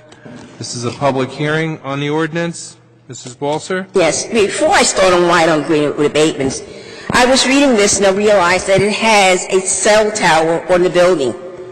I don't think the city should be granting anything at all to any developer in which people live in and the developer is earning money from a cell tower. I mean, there's been a lot about cell towers and radiation and whatnot, and I looked at it, and the cell towers are exempt. Each cell tower pays the city almost $2,000 each, so you have 2 of them there. I think it's absolutely wrong that we should be granting something, a building, in which people live. I mean, the person on that top floor near that cell tower, no matter how you look at it, is getting radiation. And I have a real problem with that as a human being. I think it's wrong. And it should be our policy not to do that. There are poles that they can put cell towers on, and it's not, in my opinion, should be on someone's building, especially buildings where people live. And if you're on the top floor, it's probably children. You're not going to have adults up in the top floor, if you're a young family. So I really think that is absolutely wrong, and we should, for that one reason, just reject it. Any abatement coming to us that has a cell tower on top, and they want something from us, no. Absolutely wrong. Now you have another thing here. It also has a parking lot, and the parking lot is going to be removed from this ordinance. Well, why not? I would imagine if you have 150 plus units, that at least a third of those people have cars. So why are we exempting the parking lot? I don't believe in this concept that people do not have cars. I believe they do have cars. And if we're going to do something for a developer, we should require them, if they have a parking lot, to include that in the development. So those cars are off the street, and the people in the neighborhood who live there will have an easier time having parking.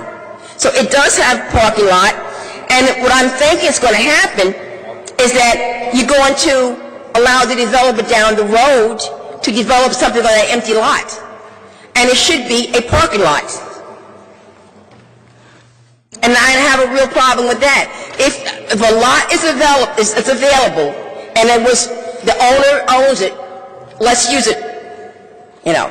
So besides the issue of the parking lot and the issue of the cell tower, which is really, I just can't believe that you didn't have this. I went to the county and I checked the abatement to see what was going on. And I see that in 1980, I must have missed that meeting, in 1980, that some of these buildings already had, I don't know, an abatement, or they had some sort of a deal with the city, because when I went to the county to look what taxes they were paying, the only one that I found anything at all was a property that is paying $4,800. So this is like a repeat. We're giving something again that was given basically in the early 1980s, and when do abatements end? So when this one expires, we're going to do another 30 years and make it 90 years. At what point do they end?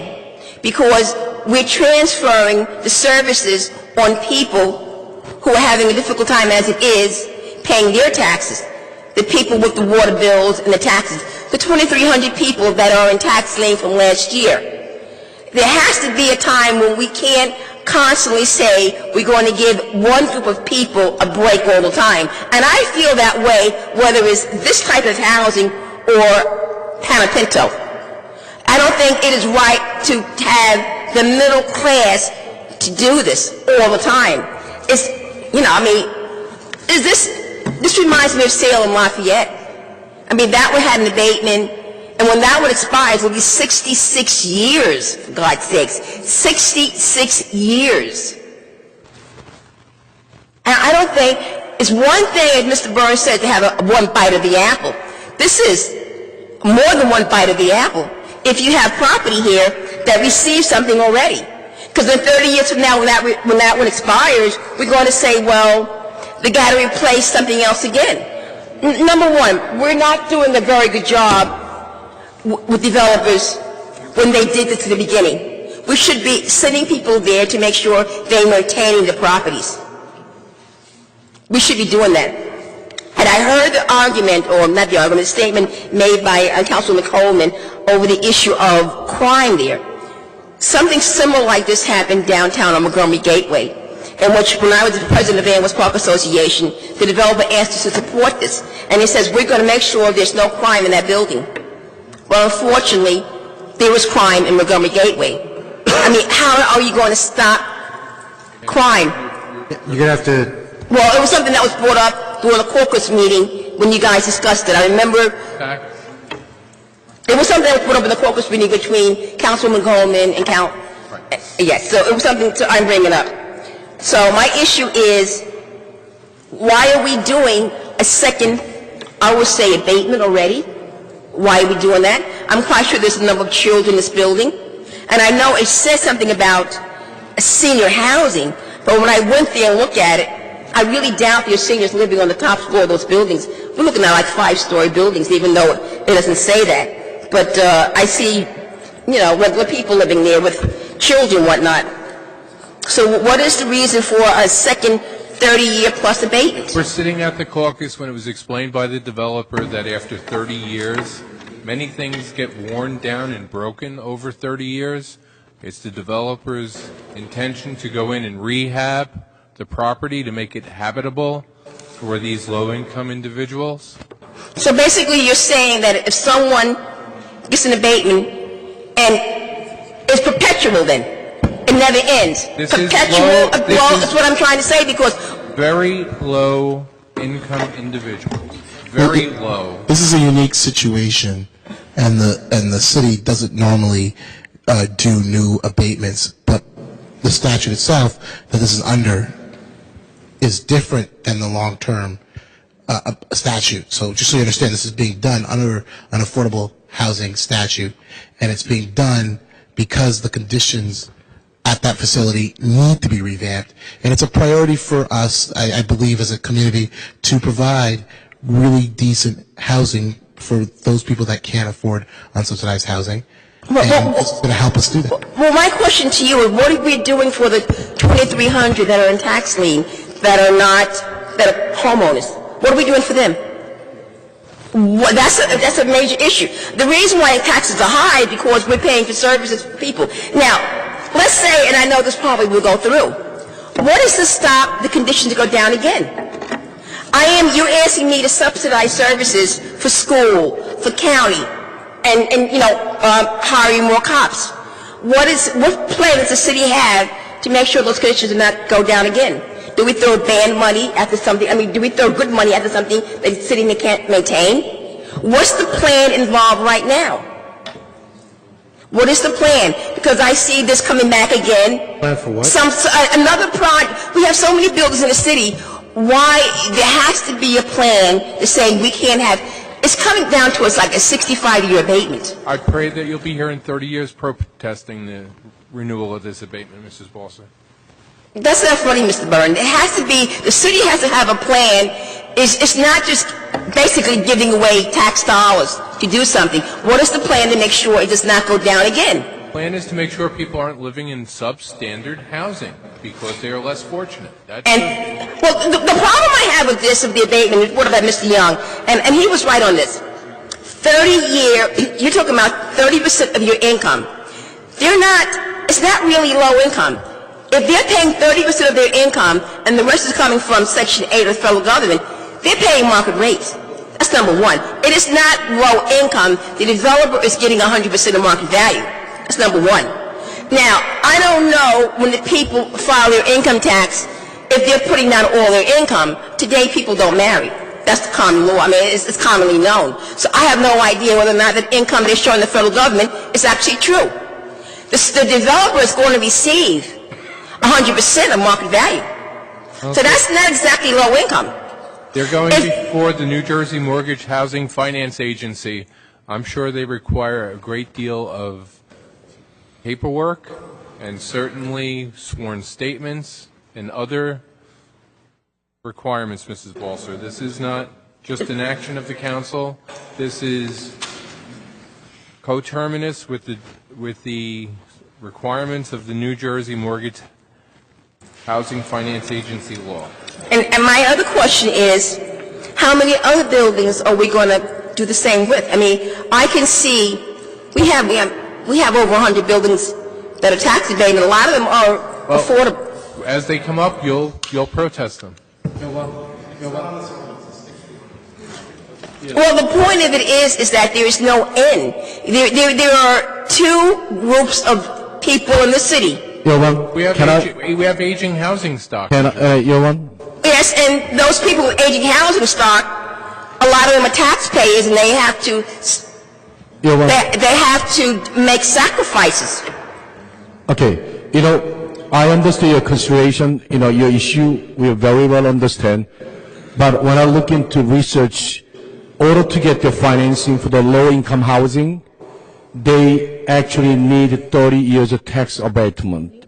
They need it because, if you've ever been there, the low-income housing, their living conditions, especially these units, very bad. I know that because of 30 years tax abatement, what they pay, tax to City of Jersey City, we actually regular tax pay as a subsidize their units. But if we not give us this opportunity 150 units, almost 300 people gonna live that they are really, really bad, poor condition. As a taxpayer, I know that is a extra cost for taxpayer in Jersey City, but as we are all same boat, if we're able to help, we gotta help them. So I hate the tax abatements, but low-income housing, we have to understand the situation. So please, I understand that you and myself have a lot of common area of that issue, but this case, yes. Well, I think it's about time the city has to start making property taxes their only source of income. Because if it's only going to be property taxes, and we're constantly giving out abatements, and people work, I passed it. Those people need to go to work. The city needs either a sales tax or so people who are living in housing contribute to the tax base. It is absolutely. I was here when Director Shea said that in 10 years, cops will be making $100,000 in salary in 10 years. Okay. They'll be starting. So that's going to cost us. That's going to cost taxpayers. We're talking about tax everyone policy has now. to contribute to that, Yvonne, not just a few. Respectfully, you're talking about tax policy now and so forth, so unless you have something new to add about this particular ordinance? This ordinance. Well, I'd like to know how you're going to make sure that the housing does not fall down as bad as it is right now. Because you're saying to me it has to be addressed, but you're not telling me we have a lot of buildings probably like this, and we probably turn our eye. Do we inspect them? Folks, we have a you could Department probably of speak to this Community- more, Corporation Counsel. There are statutes, state statutes and ordinances around maintenance and so forth, and buildings have to be inspected. They got to be compliant with all the requirements that the funding agency is going to put in place, the actual statute that enables this that Councilman Boggiano referred to and I referred to earlier. But more important than that, you're asking about a capital maintenance program. We're not the owner. That's not on topic. And I get your point, but the reality is in 30 years, if they're coming back and asking for another abatement, that means that that's affordable housing inventory that's still going to be available in Jersey City, which is a good thing. We need the affordable housing inventory in Jersey City. We also need an affordable tax for Jersey City too, and that's what I'm trying to say. And this the real problem I have is this: you're saying in 30 years, what happened in looking in year 2, 3, 4? We're not going to go in there to make sure that things are maintained. We're allowing the developer to let the place slide down because he has his tax break and there's no maintenance. And that's the problem I have. This is a new developer who's coming in to rescue this building and saving all of this housing. Is this the same developer? Is this the same person who owns it? No. For the last, it's Oh, a different no. person. This is a new There's someone coming in to rescue this building. But the city has to have a program to make sure that when money is spent and tax dollars are given in terms of a grant or abatements or in terms of subsidies, that the money is not, that the buildings are maintained. You just can't walk away because it doesn't make sense. We did that in 1980. We walked away in 1980 when they got their first break. And it went downhill. We're doing exactly the same thing. The city has to have a program to make sure my tax dollars are being taken care of. Because if not, it doesn't make sense at all. It's a legitimate point, and it's a point well taken. We'll work on that. Thank you. Public hearing. Anyone else? Can I ask me, it's not maybe 100% on topic. I just want to bring something to the council's attention because the administration doesn't respond to emails. What are we talking about? If you're going to come up, It's regarding low income and exemptions and whatnot. no. If you're speaking to this ordinance, you can speak, Michael, but if... Court reporter didn't get a word of what you said. If you're going to speak, you know what the quorum I is. usually don't come up here, but I just wanted to speak to the council Name real quick. is? Michael Shuren. And about this night, people have forgotten the rules of order here for this council. I don't know. Michael Shuren, S-H-U-R-I-N. And the reason that I wasn't going to speak ever at these meetings, but the reason I am speaking here to you guys tonight is because I was at a similar building, 94 Union Street, as you guys are well aware, that is senior citizen housing. It also got a tax abatement extension from the city. And my only issue is that when I did go down there, and I don't know what exactly you guys have from the enforcement aspect of the tax abatement, but when I came down there, I saw conditions that seniors are. I could show you the videotape. I actually have my camera that's here right now. And what you saw was there was a lot of cases where you had apartments where the heaters were there. They had taken the heaters out. You had seniors with holes in between the walls, which they had just put up cardboard so they couldn't see into each other's apartments. And you could actually see the wind moving the actual, it was like, what is that? I can't believe I can't come up with a word in my head. Okay, Michael. But the point issue is taken. But what I was saying here is, do you guys have anything as far as with this abatement? Do you have anything from an enforcement perspective to make sure Does the Department that of people Community aren't? Affairs in Trenton that they have to register with? Certainly because they're connected with the New Jersey Mortgage Housing Finance Agency. The Department of Community Affairs sends inspectors out. They must be registered with the Department of Community Affairs. We have our own housing code enforcement that go out and investigate complaints. So if you're aware of a complaint, Edward Coleman is in his office at 7 o'clock in the morning at 547-4825. I will call him in the morning. Thank you, sir. Now, 4825. But if I don't get anything, I will show you guys the video if you guys want to see in a little bit. No, report it. Report it. We don't need Send to Ed see Coleman the the video. video. Report it to someone who'll do something about it. Mrs. Wintner. Ms. Wintner. Thank you. Jim Feeney's wife. Jim Feeney's wife, right. I go by my maiden name, but yes, I'm Mrs. Feeney. Regarding this building, I think it's if I'm trying to place the building, what is the current payment and pilot for this building annually? Currently, what are they paying in pilot?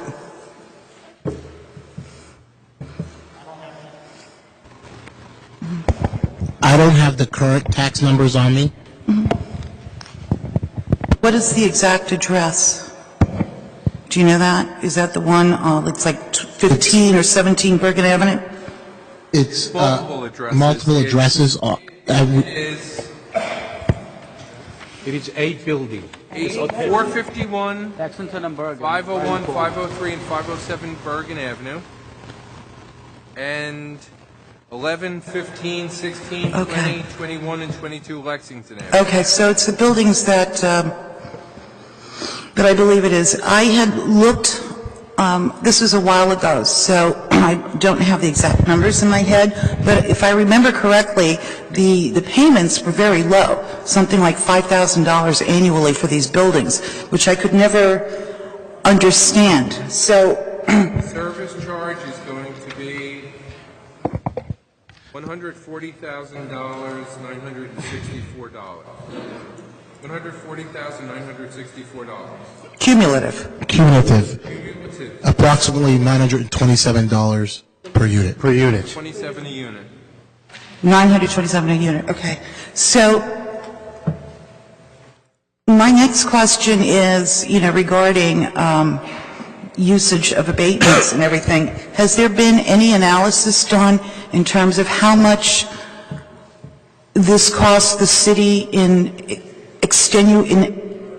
other services, such as police services? Do these buildings have an inordinate amount do they drain on other services in an inordinate amount? And if so, is there anything that the city can do with the owner of the building so that he or she is paying into those costs that are excessive compared to what would be considered the average or the norm? Why would you think that these buildings would use police services or something inordinately? Because the police department says that that's like a hotspot area. And I'm asking if there's any kind of analysis done. I don't know if it's coming out of that building. So I'm asking, has there been some type of analysis?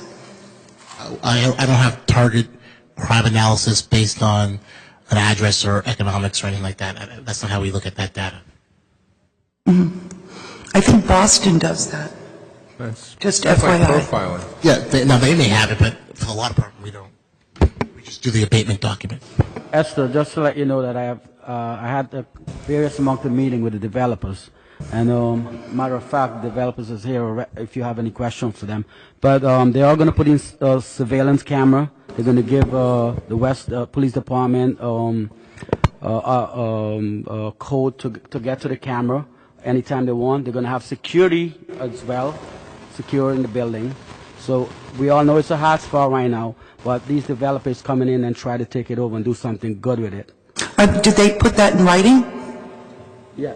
I think they will put that in writing. They will, okay. And some other things that they're willing to do that we spoke about with them, they're willing to change policies so that the developers, strikes One at a time, of like, removal one at a time. and different security measures into the policy so that will eliminate continuous activity that's unwanted. So they're Yeah, I mean, I don't know if it's coming from the building. That's why I say an analysis. All I know is what the police department says, that this is a problem area.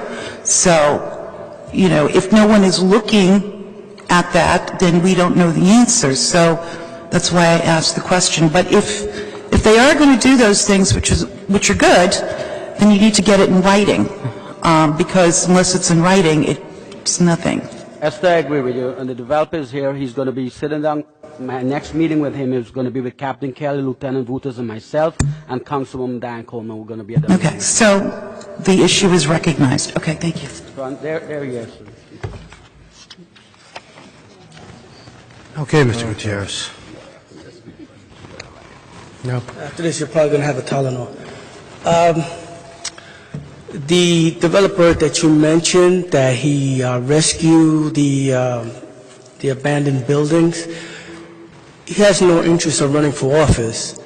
And secondly, on the 30-year abatement, I would like to know, is the Jersey Journal reporter, are they going to disclose the Christmas bonuses on the city members, council members? This has nothing to do with this ordinance. I'm asking you, please sit down. That's just... Yes, for the record, there's no Christmas bonuses for the city council. Their bonus is a hug from me. Public hearing on the Unsensible. ordinance. Anyone wishing to be heard, please identify yourself for the record. My name is Ron Orgel, Ron, spell your last name. Orgel. Okay. Lift that mic up. You're rather tall. Sure. Thank you. So I just wanted to thank everyone and the council members for the support, but to address some of the issues that I have heard raised tonight, and a lot of them are legitimate issues. It is a block in Lexington Avenue that does have a lot of criminal activity that occurs on that block. I don't know that we've done any studies where the criminal activity comes from, but it is our intention, and we've spent a lot of time with the councilman and hopefully also with the councilwoman to go through and start to develop a security plan that will be implementing as part of the renovations of the buildings. And we'll be investing a significant amount of money in those renovations and in working through the buildings and through the tenants that live there to try and reduce that crime on the block. And I think it should be accurate to say that is a block that does take some city services, increased police presence, et cetera, on that block. And while we can't make any guarantees, all we can do is invest the time and money and effort and expertise we have in turning around these types of properties, which we have done in the New York area and around the country. We do expect that, with the investment we're making in that block, in the city of Jersey City, that we will help at least remove that criminal activity from Lexington Avenue over the next year or two. Thank you. Okay, can I just want to comment to what you explained? Go ahead. Usually, when we give the 30 years of tax abatement in other projects, you see that 10% annual service charge at 10% to gross sale. But in your case, we give them 6.28%, not 10%. The city of Jersey gives us a big break, number one. Number two, actually, what do they call that the annual service charge you guys are paying to city of Jersey not even cover municipal service what we pay for. Actually, city of Jersey taxpayers subsidize actually that building, municipal service wise. So all those things you have to understand as we say that area has issue, public safety issue. So when you say CCTV camera not putting $100 a piece, I want to make sure putting decent camera, night vision, street, but inside, not only outside, inside the hall. You know what I'm saying? So Yes, I understand. that units be a part of the prevent the crime. So that's what we're looking for. And please, when you fix the 150 units, it's going to be a lot of discomfort to tenant to that area. So minimize that work. You know what I'm saying? I mean, the maximize work, but minimize inconvenience for the tenant. That's what I'm looking for, okay? But good luck. Thank you. Thank you. Thank you, sir. This is a public hearing on the ordinance. Is there anyone else? Motion. Second. I'll give it to the council president. He was the loudest. Second by Councilman Ramchal to close the public hearing. Councilperson Gajewski. Ramchal. Aye. Ajano. Yun. Aye. Osborne. Aye. Coleman. Aye. Waterman. Aye. President. Aye. We have an 8-0 vote to close the public hearing. Councilperson Gajewski for final adoption. Aye. Ramchal. Before I vote, I just want to congratulate Lexington Manor. I've been sitting with them in various meetings about this project. I think it's going to be a great project, and it's about time that we start to get abatement and some stuff come in my ward, Ward B. I'm looking forward to get the same thing in F and A and C and D as well. So with that, I vote aye. Councilman Bajano. I'm going to say aye, but I also like to say, please, no more 30-year abatements anywhere in the city. Councilman Yun. I vote aye, but when they hire the people, please hire the local, plumbers, electrician, if possible, okay? Thank you. Councilperson Osborne. Aye. Councilperson Coleman. I want to say congratulations also. That area is in much need of an uplift, and I think with the renovation and the cameras and the safety issues that we're going to discuss about the policy and the tenant base that you'll have in there, it will change the whole face of Bergen and Lexington. So with that, I say aye. Councilperson Waterman. Aye. Council President. Want to say something? Robert, before the council president, I just want to let the developer know, please, I want you to have a conversation as well with the building trades and get them in there, the union, to do work on that building. All right? Thank you. President. Too expensive, man. I vote aye. All right, we have an 8-0 vote for the final adoption of item 4F, City Ordinance 14150.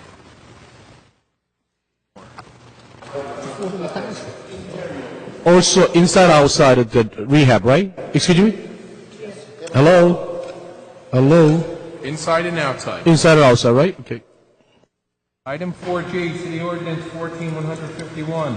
An ordinance approving a 5-year tax exemption pursuant to the provisions of New Jersey statutes annotated 40A:21-1 et sec. And Section 304-12 of the Municipal Code for property designated as 1109 Lot 10 on the city's tax map and more commonly known by the street address of 129 Brunswick Street. This is a public hearing on the ordinance. Are there any members of the public wishing to be heard? Jason Berg, with this unit on 129 Brunswick Street, how many units are in that building? 7. And 7 units. How old is the building? Yeah. Oh, is it pre-50, pre-60, whatever. I'm just asking if that's pertinent. It may not be pertinent. But what the point is that it's going to help. Who's it going to help in the community? Like we gave a 30-year abatement for no, but I'm saying for those 7 units, who is going to benefit? What group of people are going to benefit? Who's going to benefit? Yeah, like Well, the Affordable Housing Trust Fund is going to benefit by $10,500. All right. And there are going to be substantial improvements made to the property. They'll be phased in over a period of 5 years. I think we want investment in property. Well, It'll revitalize that property, make it look nicer, put in good inventory to add to the stock. well, I'm just asking, is it going to be mixed? It's currently taxed at $6,966 a year. Well, I'm just saying, what group of people? There'd be middle class, mixed group, the low income. It's market More rate. than double that. Market rate. What's that? Market rate. Market rate rentals. Market rate rentals. And for me, what is market rate rentals average now, for the record? Whatever the market will bear. I mean, there's no the average. I would say it depends on the neighborhood. This particular building is going to pay $3,500 in year 2 in taxes, $7,144 in taxes year 3, year 4 $10,716 in taxes, in year 5 $14,287. The building currently pays $6,966 in taxes. So what you'll see is, by virtue of this abatement, the building will get renovated, and that'll increase what the market rate is in this building. That's how it works. That's great. I wish that it could be even faster for the other buildings, too. Thank you very much. Any building who does new construction and renovations can apply. Thank you. Motion. Second. We have a motion by Council President Lavara, seconded by Councilperson Coleman, to close the public hearing. Councilman Gajewski? Aye. Ramchal? Aye. Bajano? Yun? Aye. Osborne? Aye. Coleman? Aye. Waterman? Aye. President? Aye. We have an 8-0 vote to close the public hearing. For the final adoption of City Ordinance 14151, Item 4G, Councilperson Gajewski. Aye. Ramchal? Bajano? Yun? Aye. Osborne? Coleman? Aye. Rivera is absent. Councilperson Waterman? Aye. Council President? Aye. We have an 8-0 vote for the final adoption of Item 4G, City Ordinance 14151. More to go. Two more. Oh, 2. Yeah. 2 more to go.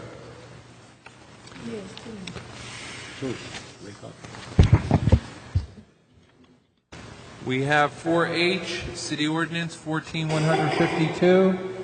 It's an ordinance approving a 5-year tax exemption pursuant to the provisions of New Jersey statutes annotated 40A:21-1 et sec. and Section 304-12 in the Municipal Code for property designated as Block 16603, Lot 25, on the city's tax map and more commonly known by the street address of 148 Belmont Avenue.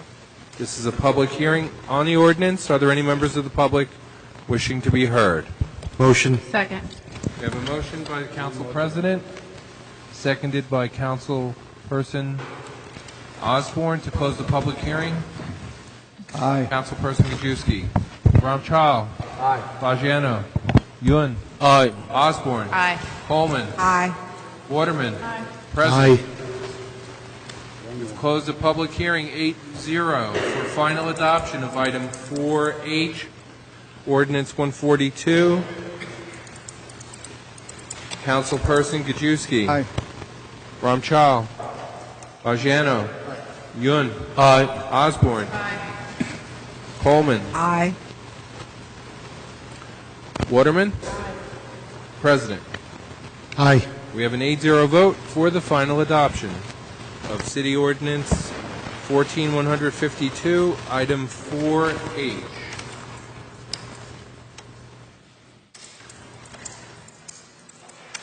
For I, City Ordinance 14153 is an ordinance approving a 5-year tax exemption pursuant to the provisions of New Jersey statutes annotated 40A:21-1 et sec. and Section 304-12 of the Municipal Code for property designated as Block 6901, Lot 3 on the city's tax map and more commonly known by the street address of 78 Palisade Avenue. This is a public hearing on the ordinance. Are there any members of the public wishing to be heard? Motion. Second. Who'd you get? I couldn't tell either. I second. Coleman. All right, who made the first? Rabshah. Okay, very good. To close the public hearing, Councilperson Gajewski. Aye. Ramchal? Aye. Bajano? Yun? Aye. Osborne? Aye. Coleman? Aye. Waterman? Aye. President? Aye. 8-0 to close the public hearing. For the final adoption of City Ordinance 14153, Item 4I, Councilperson Gajewski. Aye. Ramchal? Bajano? Yun? Aye. Osborne? Coleman? Aye. Waterman? President? I just want to point out that we just about to pass 3 5-year abatements, 2 in Ward B and in Ward D, I guess it is, Palisade, Ward C maybe? No, Ward C. Ward C. So there's a lot of development going in outside of downtown Jersey City. I vote aye. One and a half. Okay, we have an 8-0 vote for One the and a half. final adoption of 14153, Item 4I.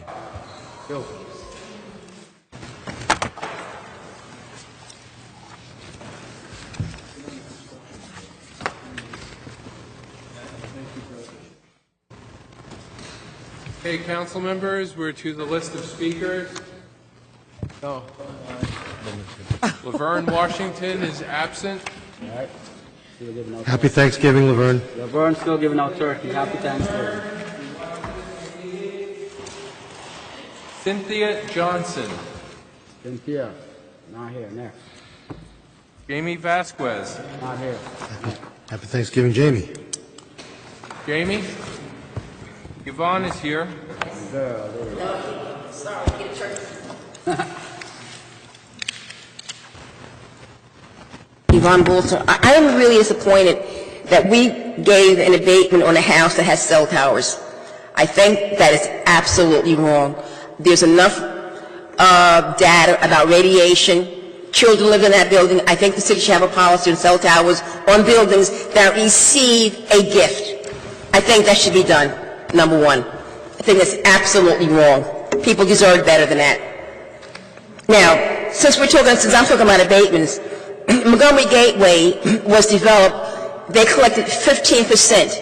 Why are we going back to 6.28% on abatements? Is there any reason why this city council is using a lower figure? Because Montgomery Gateway is now giving the city 15%, and that happened probably in the late 1970s, maybe early 1980s. We were collecting 15% from those abatements, yet we're giving out 6.28%. I don't see the reason for that, since they're making 100% payment with the 1/3 and the rest from Section 8. So the amount of the service charge is set by the underlying affordable housing statute that they're applying for financing under. That they set that rate and they set the term. So we use that form to enable them to get their funding. So why was it 15% in the past? I can't speak to what was done in the past. All I can tell you is this is what the statute requires now. There's a problem here, because in the past, it's still the same affordable housing, which people pay 1/3 of their income and the rest comes from the federal government, but now we're collecting less money. That does not benefit Jersey City. Where are our legislators on this? Because I used to have a copy of all the abatements. I don't have it all right now, but a lot of them paid 15%, and I think if we have to lobby for the change, it's not going to affect the people who are renters. They're going to pay the same rent regardless. It affects the city receiving revenue. So I think that's absolutely wrong. We're doing everything we can for a developer. And I think this is something the city should be working on. The tenant will receive the exact amount of rent, but we're getting less money with this 6.28% and not 15%. I think it's absolutely wrong. The other thing I want to bring up because I know it's only 5 minutes, is this issue of the KRE abatement. And the KRE attorney, forgot the gentleman's name, said that he's competing, it's the attorney for Panapinto who said he's competing with KRE. And when you voted yes on that abatement, that you're saying people in St. John's and people in my building, Brunswick Towers, we don't count because we rent our apartments and we sell our units. So if you only care about the big guys with $1 million budgets, then everybody else do not matter when you say that they have to have an abatement to compete. You're making a judgment on class. Yes, you are, because that's the neighborhood I'm in. Who's going to buy my unit if I'm paying $8,000 and they're paying $1,000 in taxes? Who is competitive? I'm out the ball game. They're competitive.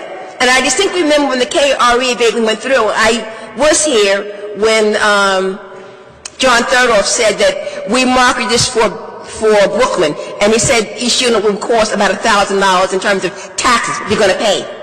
So you're giving an abatement based upon the big guys, and you make a distinction in class.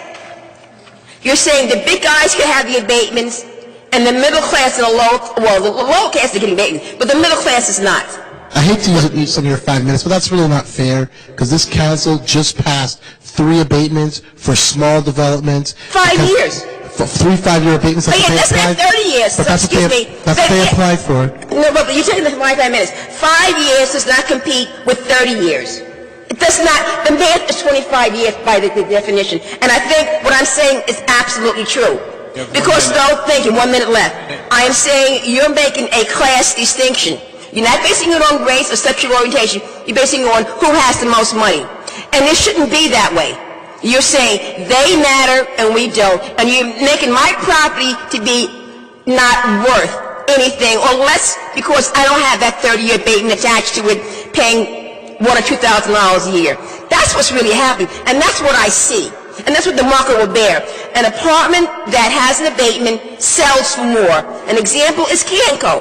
Canco, similar to my property, is $100,000 more because there's a 30-year tax abatement attached to it. That's why I think abatements is somewhat immoral. They're illegal thievery as far as I'm concerned. And you're going along with this for a lot of reasons. They sell at a higher rate than buildings that do not have an abatement. That's a fact. I'm not making that up. And that, you want to challenge me on that fact too? No, no one's challenging you. We're but I wanted to challenge me on that fact also. Just asking you to conclude. Your time is up. I have concluded. I'm just saying that it is wrong. Thank you. Pat O'Melia. Happy Thanksgiving. Pat O'Melia in the building. Pat, after this, Pat O'Melia, 130 Congress Street. Yvonne's right, and you guys know we have to do something with abatements. Richie Borgiano, Michael Young has been talking about it. Chico's been talking about it. Jersey City's the hot place. Do we need abatements on the Gold, on the the waterfront or the Gold Coast? No. Journal Square, after we get through the hotel on the Square site, there really isn't anything to develop there unless we start knocking things down. We do have to come up with a different abatement policy. And you got some aggressive people on this council right now who want to make a change, so let's put a committee together and go. MUA, my good people. There's a $50 million surplus, maybe even higher now after talking to Terrence from the Jersey Journal, who's done a great job exposing a lot of this. We need to review the rate structure at the MUA. Because they got $50 million surplus, and United Water is banging down big bucks handling our water, and we can give out some interesting contracts. There's something wrong with the rate structure. We're overcharging our people here in Jersey City. That surplus, that has to go back to these people in Jersey City. Hold some for a rainy day, but you got to give it back to the people here. We're going to have to do forensic accounting at the MUA. You're going to have to put together an ad hoc committee to find out just how much money is going through there. And it's these people's money behind us. It's your taxpayer dollars. We need to find out. Maybe we went after the wrong autonomous agency. not to give that money back to the people behind me and the people of Jersey City, I think it's political suicide for you guys, because that's one big campaign literature in a few years that'll be used against you. And to raise the rates, I think by 2017 it would go up $6.5 million in franchise payments to the city. Again, that's the people behind me. That's their taxpayer dollars. Courthouse parking. Now, we touched base on this a little bit. Where do you expect those people to park when they go to work? You know, the 3-tower project was built on a parking lot. This, they want to build 55 units on a parking lot. We seem like the anti-car here or something. Jersey City people, we love our cars. The city, again, lease spaces. It seems hypocritical. We're leasing spaces for one department and taking spaces away from other city employees. Why the courthouse employees are any different than public safety, it bewilders me. And when they can't park in that lot, and we build, they have to park on the streets. Chico was trying to figure out how to develop parking in Ward B. We wanted to take city employees and put them on the street or in private parking lots. They take spaces away from people who may want to shop or come home. Now, when they started the 3-tower building, that took parking away from going to the freeholder building. Go to a freeholder meeting now with that one parking lot. Kind of hard to get in there.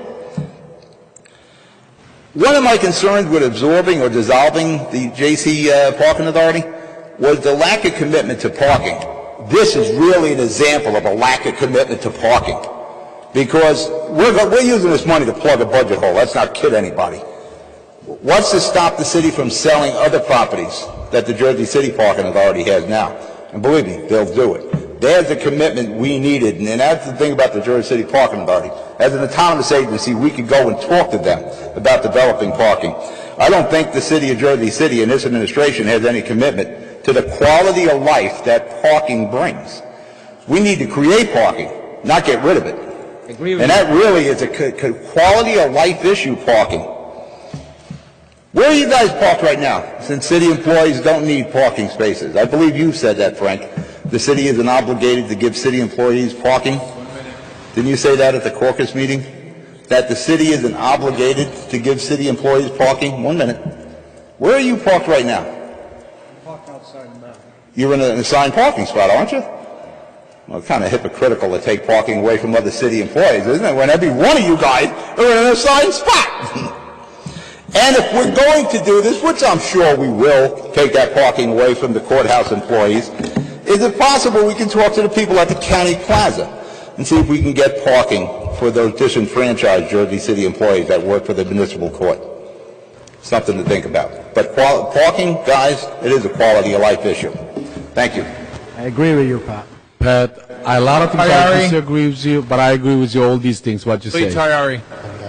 It's okay to agree with you, Bob. You don't have to wake him up. He sleeps through his... He's our own Rip Van Winkle. Come on, Kabili.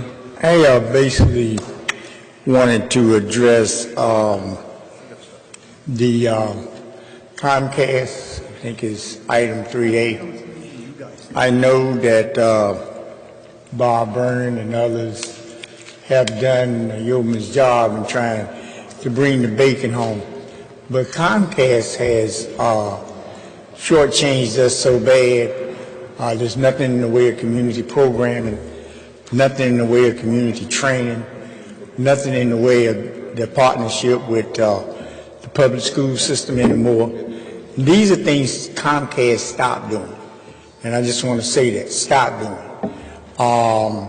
And yet at the same time, you know, I applaud us, and again, not because I know the work that Bob Byrne has done, but because without holding their feet to the little bit, everything else they could take away from us, they took away. So in going to the second reading, just think about all the stuff they have taken.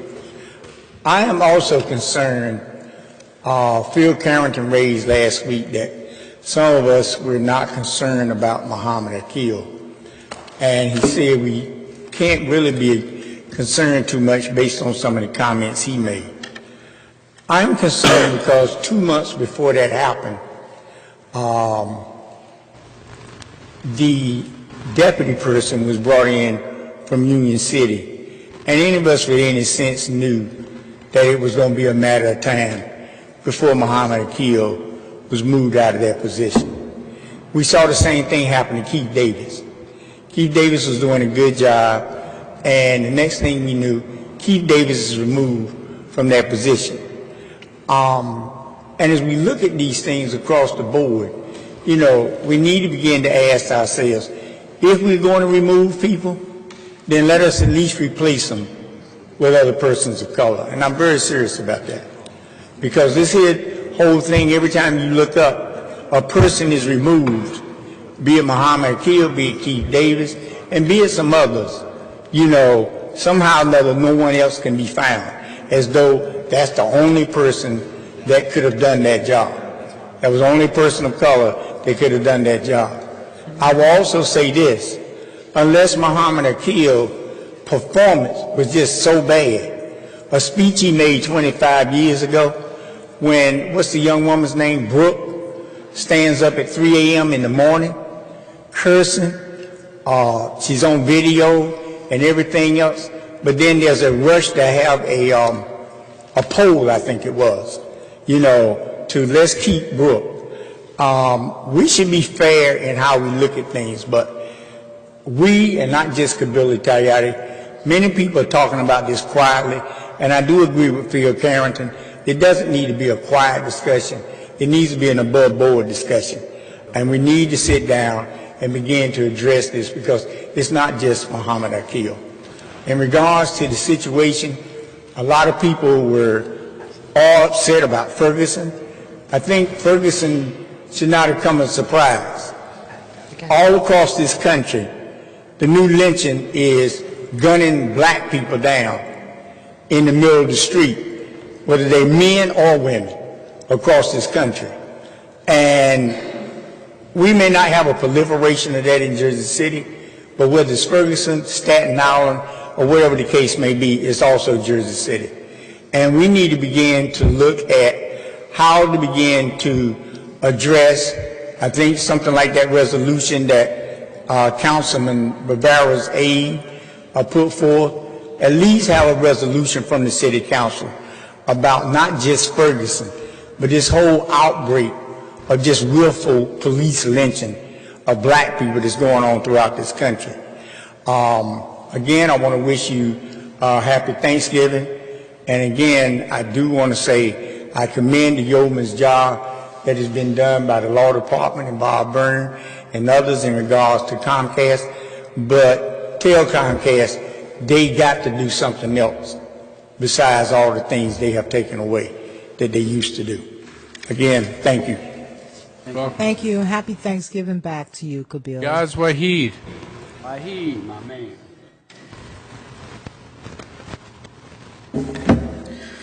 Good evening. My question I have is how many times a person can violate a law and get away? What I'm trying to say is, you passed a resolution 14.675 on October 8th between City and New York Department of Sanitation to pass the waste to pass through the Greenville yards. The support documents given to you were an agreement here and a letter by mayor which has no date, no signature. If I send a letter to you, you should have the same copy, isn't it? Now this letter was sent to Honorable Catherine Garcia, Commissioner, Department of Sanitation. So I expect them to have the same letter. Unfortunately, no. As a result of an Oprah, there is a letter that says a date and a signature. And the content of the letter is different. Now, I understand you don't have time to verify all this and you vote on these things. The issue here is, there's something, a factor called trust and verify. How would you verify these things, what this administration is giving to you. You are working on something that they already an executed agreement. And the mayor says very clearly in the letter that I have sent this agreement to the city council for a vote this week and expect council support. How will you even go and amend it? You cannot. They already executed an agreement. And there was no public hearing. Everything was done. Set of meetings were happened. There were no public representatives. Who you are? Riaz. There is a reason why we have, let me finish, it's my 5 minutes, okay? Okay. There is a reason why we have a council elected, and there is a reason why we have a mayor separately elected. They are two independent bodies. The Faulkner Act is very clear. Here it is, 4698-40, mayoral duty, section J, negotiates contract for the municipality subject to council approval. It was all done before you even approved. Now my question, I'll answer you the question that I asked. 3 times this mayor has violated this agreement. First, mural contracts. Second, McCabe ambulance. There was a letter he sent before even you approved that they are going to get a contract. This is the 3rd time. Now, let me educate also. There is a Faulkner Act says what is the power of the council. It says the conduct of a legislative inquiry or investigation. You can sit here and keep giving this mayor a free pass, or you can go back and tell him you don't trust this particular set of people who are giving you a doctored document to you, which is wrong. If I do that in a court of law, I will be in jail tomorrow morning. What you see and what the other party have, they should have the same documents. You should not be given a separate document and they should not have a separate document. This is wrong. I hope you will have the courage to stand up and tell the mayor that it is wrong. Thank you. Thank you. Pamela Johnson. Happy Thanksgiving. Same here. Let me just briefly respond and just say there is no executed agreement until a council votes on it, despite what's written in an email or whatever other. No, we're my time now, and so whatever's written there, it's until the council votes on it, it's not an executed agreement. So that's all there is to say about that. Thank you. Pamela Johnson. Hello. Hi, good evening. I come before you as a member of the Jersey City Anti-Violence Coalition Movement, a concerned parent, and a lifelong resident of Jersey City. In the aftermath of the Ferguson verdict, our community still finds ourselves mourning for one of our own. I would like to ask, does any council member know or remember the name of the young man who was shot fatally by a Jersey City police officer on June 24th, 2014? Well, that young man was Levon King, and we have not forgotten about Mr. King. And to date, we don't have any type of information, any type of resolution to what happened to Mr. King in the backyard that day. I just feel like any loss of life is very important, and it should be the attention of everyone. So it's really disturbing and disheartening that to date, 5 months ago, yesterday, we still have no news about his death or what happened, or, what charges, if any, are going to be brought against that police officer. We don't know who the police officer is, and there's no information that has been given out to the public, and from my understanding, his family as well. So I just come to you and, kind of like aching and just mourning just for information to figure out, why are so many African-American males, just being shot down in the street, and we have no information, just no kind of care about, what's going on, or for their loved ones or for their family. Every loss is important, and it should be important to not just myself, but everyone in the community, because we are a community.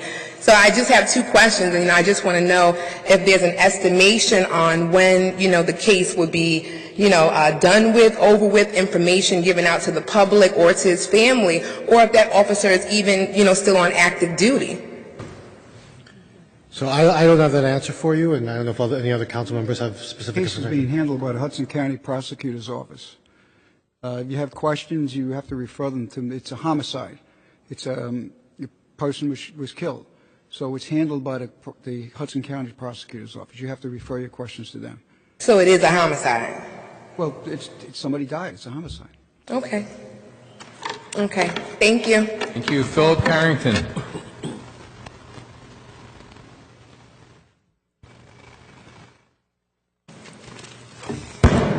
Bill, you going to behave?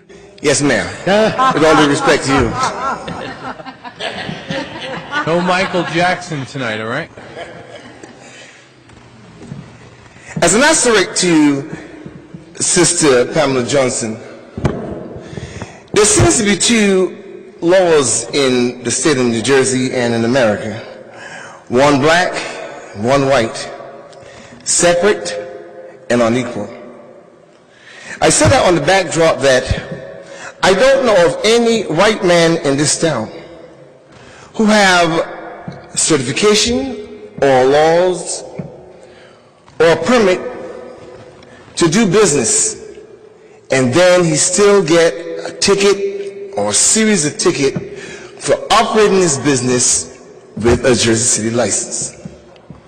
I keep saying this because it keeps happening. I was in court yesterday, and before I even went to court, I was raising the issue. I raised the issue with the new then Director of Police, Mr. Shea. He told me to send him a letter and also send it to Richard Borgiana. I did that. I sent it to a number of other people as well, with the documents to back it up. That I was operating my business, had a license. The police officer asked for the license. I showed him a license. He took the license down from where it was, looked at it. He took the license from me and took a picture of it with his cell phone. 55 minutes in this whole ordeal. I got cussed out, I got insulted. You know, I'm 61. If I was 16, the numbers were different, then we'd get different response. But I don't want to play those games anymore. But at the end of the time, a whole hour, they had 4 police officer cars, and police go with it. I got 2 tickets for doing business with a license. As again, I said, we went to court yesterday. I told the prosecutor, look, this happens all the time. He said he's not worried about what happened before, he's worried about what happened now. I said, well, look, the police officer took the license, and he said, give me a ticket. He says, is that true? He called the police officer. Yeah, but the license that he had was outdated. He said, showed it to me. He zoomed in. The date on the license says April 30th, 2015. So you tell me exactly where are we going with this? Because, I mean, at least I deserve a response from Richard Borgiani. He never failed to respond to something like that. Anything dealing with the police. If I sent it to Councilman Gajewski, at least he would give me a call. One way or the other. Director Shea, no call. This happens all the time. Where do we go with this? As a black man, this is really, really unfair. And again, 4 police officer cars, I got 2 tickets, 1 full hour. And everybody's concerned about what goes on with police and their time. I think somewhere along the line, someone's going to give me a response. I want to get back again on the issue of the Elizabeth Kane because it is so ridiculous. And her behavior has to be a conspiracy. Because last year they was talking about making provision to stop the festivals from coming down to the waterfront. Come February, yes sir. Come February, there was a plan to stop our festival. That was changed. Later on, there was a plan to make a law to stop black people and Latinos from coming down to the waterfront with the festival again. We challenged that, and that changed. And so then, in July, she used her power to bump the carnival from their position. And that is a retribution from a political person in power. So she's now the director of cultural affairs. She moved us from our position to put her organization into the position we were. Now, if anyone else here going to vote on any issue pertaining to any organization that they are part of, everybody recuse themselves, so that they won't give partiality. And so that did not happen in her case. The only one who make apologies, I'm going to wrap up, make apologies to that was Councilwoman Coleman. She apologized for her, but she didn't apologize, which means she showed her remorse and she didn't care. She needed to be removed or she needed to be suspended. In fairness. Thanksgiving. Sent me something? Yes, I did. When? And I called you. Happy Thanksgiving. The letter that Director Shea told me to send to you. I sent to you the I played the documents. messages. I didn't get anything on the phone. Jason Berg. I'll send it to you again. All right.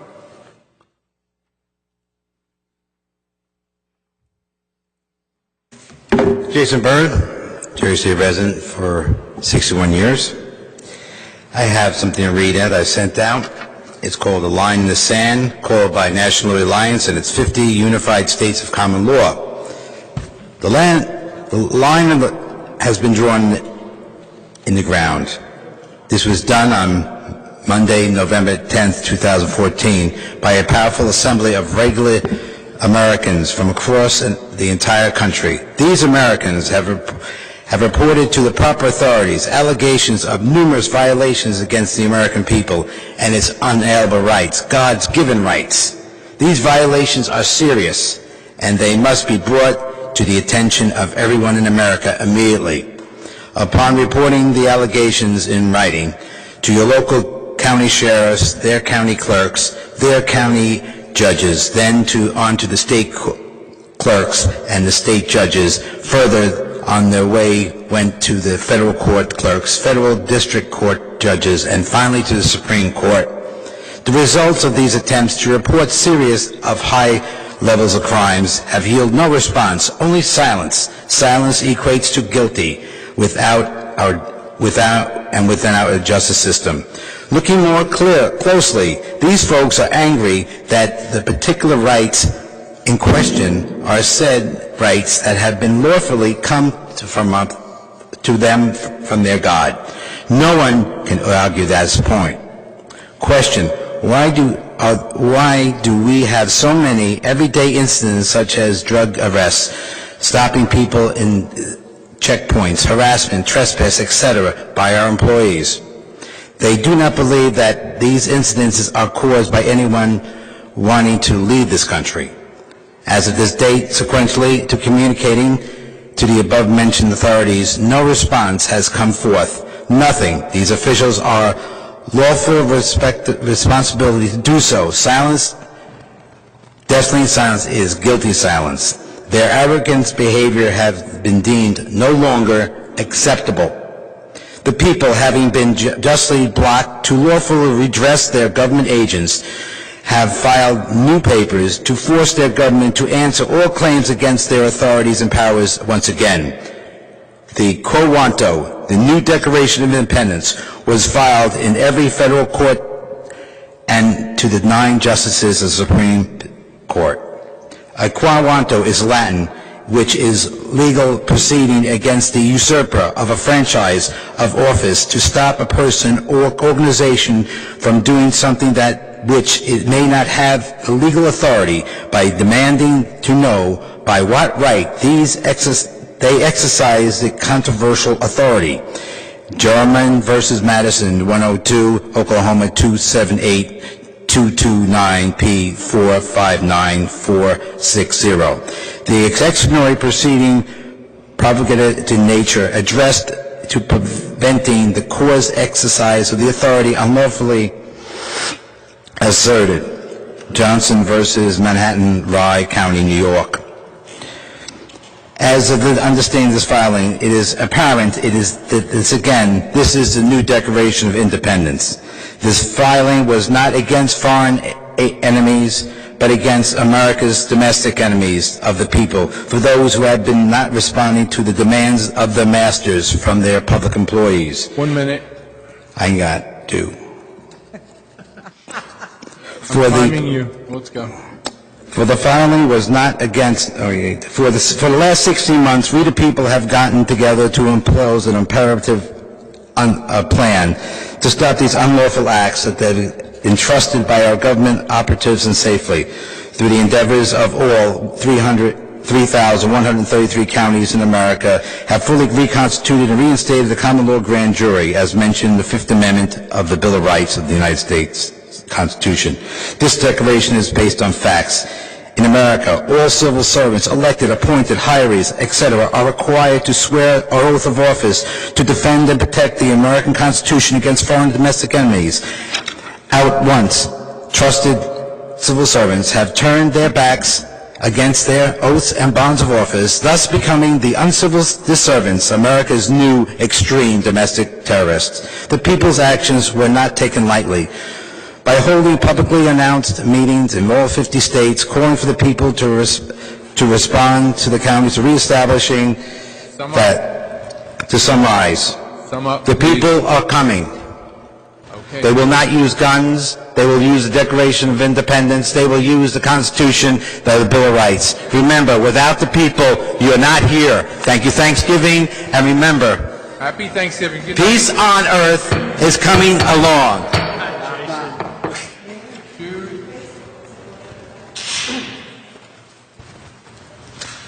Good evening to the distinguished members of this council. My name is Jude Anthony Tiscornia. I'm a local attorney, resident of Jersey City, taxpayer, homeowner, and former Republican congressional candidate. Just wanted to throw that in there. Why not, right? I'm here to talk about specifically the ordinance that, as luck would have it, I walked in 10 seconds after the public speaking portion was finished. Ordinance 3F. Regarding 362 Summit Avenue, it's the parking lot across the street from the municipal court.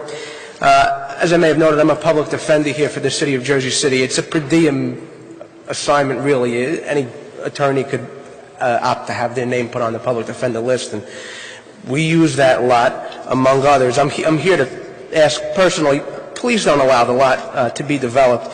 I honestly feel that it would absolutely adversely affect the entire city for various reasons, and I'd like to lay them forth for you. As I noted, the public defenders use that lot, as all court staff does. The prosecutors, the clerks, police officers, when they come in, when there's a trial, that's where they park. City inspectors, if there's a dispute over a housing code violation, that's also where they park. So it's not just a small, finite number of municipal employees that use the lot. That lot is used for all public figures, federal officers, state officials. They all have to park there when they come in to attest at a trial. One of the reasons, to my knowledge, that they moved the municipal court from Montgomery Street down to Summit Avenue was parking concerns. There was no parking up and around Montgomery Street available 10 or 12 years ago when they moved down. And on Summit Avenue, one of the attractive qualities of that area is that lot right across the street, which the city was able to utilize, and it's worked out wonderfully. And if anyone goes up to the municipal courthouse while court's in session, you'll notice that the lot is absolutely filled to the brim. Every parking space is full, and cars have to park kind of around the edge of the parking lot where there really aren't parking spaces, but there's really a necessity to do that. So clearly the lot is needed up there, in my humble opinion. This isn't really some sort of a back administrative office. This is a courthouse. You have to understand that the administration of justice would be directly affected by taking this lot out of commission. When officers aren't able to come in and testify, or when a prosecutor or a defense attorney isn't able to be there in a timely manner, often what would happen, the case gets pushed off to the end, then the officer might have to leave because duty calls, and now the case has to be pushed off to another day. It could be 2 weeks or 3 months before the case is heard. This would all have a very bad ancillary effect, I think, that hasn't been fully considered by the council in their contemplation, I believe, of giving this lot over to a developer. I think that focusing on tax revenue or 18 months' worth of free parking is therefore short-sighted. I hate to bring it up, but I submit, why don't we develop the lot behind City Hall here for all intents and purposes? It's much more valuable than the lot on Summit Avenue, I would assume, but again, the current council, the members of the council would have to then forego their parking spaces, and I don't mean to be too tongue-in-cheek, but it is a fact that was brought up here prior. If any member of this council thinks that passing of that ordinance is in the best interest of the citizenry of this city, from the bottom of my heart, I honestly, sincerely would like to inform you that it is not. And that's coming as an attorney, but also as a citizen here that relies on that courthouse and the police officers and the prosecutors and the judges to administer justice fairly and equally. I thank you very much for your time and consideration in this matter. Have a blessed Thanksgiving. God bless. Can I just respond? Good news is that you guys don't have to worry about 18 months. Right. Don't worry about too early. 18 months later, we have a problem. Yes, but the generous developer going to be free parking for 18 months. This city even don't have plan for 18 months later. You know, it's a shame. But don't worry about too much. They're going to get on to 18 months. You know, it's a funny. And also, some argument is come up when they take over, you know, one of the benefit to city employee to provide the parking, then who's going to hit hard? People who has office in 30 Montgomery Street. I don't know where they're going to park the car. If they use the same idea, you know, not provide this council, not only the people work the, you know, what are they called, the municipal court, people work in this city hall, and not only the include this council, gonna be face big problem. Absolutely. Right. You know, parking is a second issue city of Jersey after crime. Right. We gotta create the parking, not demolish the parking place what we have. Bad idea. Bad idea. I agree. It's incredibly If we cannot short-sighted. provide, we gotta pay user taxpayer dollar to find a parking space. So, please, this council smart enough to know what we're gonna do. Right. You know, so don't worry about too much. But Right, I appreciate that. And as I said, it's you know, not just the municipal employees, it's the ancillary effect of police and inspectors yes, that have it's to... not on city employee. Thank you. People, okay? Thank you very much. What's going on? Nielsen, That's not the rules. one at a but, time. You know, they do, the president lets them do Just that. permission. We're both speaking on the same topic. That's fine, but one at a time. Oh, okay, thank you. That's Ms. Duke, correct? Elder Nielsen. Excuse me? Elder Nielsen? What is your name? Elder Nielsen. First name? Elder Joseph Nielsen. Joseph Nielsen. Please begin. All right, thank you. So I'm a resident from California, and I am one of 88,000 missionaries serving all over the world, self-supporting, for the Church of Jesus Christ of Latter-day Saints. Actually, my companion, his name's Elder Pasteni, he's actually from Chile. He's here with me today. We start our missions around 18, 19, all the way up to 25. We do this for 18 months, 2 years, to volunteer our services, to help people, and to spread our testimonies of Jesus Christ. Me personally, we are assigned to the Jersey City, Journal Square, and Newport area as well. We are here to invite the members of the council and also the residents of New Jersey an opportunity to listen to and come and see our Christmas musical that is being held in our chapel in Morristown on Sunday, December 14th, 2014. It starts at 7 o'clock, ends at 8 p.m. Bring your whole family. It's a wonderful occasion to celebrate the birth of Jesus Christ and to be able to feel the joy and love of each other. Missionaries, about 300 of us, who are serving in New Jersey at this time, are producing that performance. Myself and a couple other missionaries behind me are also will be in that performance as well. We gave you, there's also invitations if you'd like. You're welcome to come, and we'd love to have you. Also again, it's called Come Let Us Adore Him, Christ our King. And so it's just an opportunity to, again, celebrate Jesus Christ's birth, and we'd love to have you.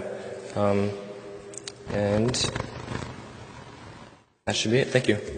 Have a happy Thanksgiving. Thank you. Thank you for the invitation. Hello, my name is Carson Duke.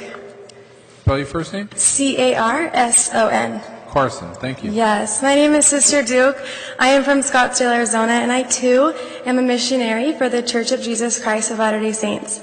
I'm 21 years old, and when I was 20, I made the decision to serve a full-time mission for the church for a year and a half. I have been here in New Jersey for about a year now, and I absolutely love it. I'm specifically serving right now in the Bayonne area in Jersey City as well. And I am here today to personally invite you on behalf of the missionaries to the musical program that we're having. I have the opportunity to teach and preach the restored gospel of Jesus Christ to the Spanish people here in New Jersey. And we also have a Spanish program on the 7th of December in the chapel that we have in Newark that is on 130 Orange Street. And that program is called Come, Let Us Adore Him. And it's where the missionaries, like he said, 300 of us will be singing and celebrating the birth of our Savior, Jesus Christ. Like he said, there's an invitation on your desk, and we'd love to have you come and celebrate the birth of our Savior, Jesus Christ. Thank you so much for your time today. We also wanted to let you know that, like I said, there's 300 of us here, ages 19 to 22. And we're always looking for opportunities to do service in the community. And so if there's opportunities, please, our friends, she has our information. We would love to do service here in the community. Thank you so much. Thank Beverly you. Brown. Beverly Brown. That would exhaust our speakers list, council members. Peter Basso gave me that name. Ms. Brown apparently is not here. We have petitions and communications. Item 6A. Mr. Gutierrez, if you're not on the speakers list, you're not permitted to speak. 6A through 64. I just wanted to say that You're not permitted to I'll make speak. it 1 minute. 1 minute? Sir, if you're not on the speakers list, you're not permitted to speak. All right. I'll yield my minute to the property. Thank you. We have no officers' communications, reports of directors, 8A through I. Robert, Yes. just can I get clarification? So when a speaker comes up and a council person engages them, does that time that the council person is speaking, is that part of that speaker's time? Usually lengthen, if a council person interrupts a speaker, I usually lengthen it by the interruption. I'd like to request that it be part of the speaker's time so that the speaker gets their If a full... council person interjects, I mean, if they're asking a question, then it comes out of their time.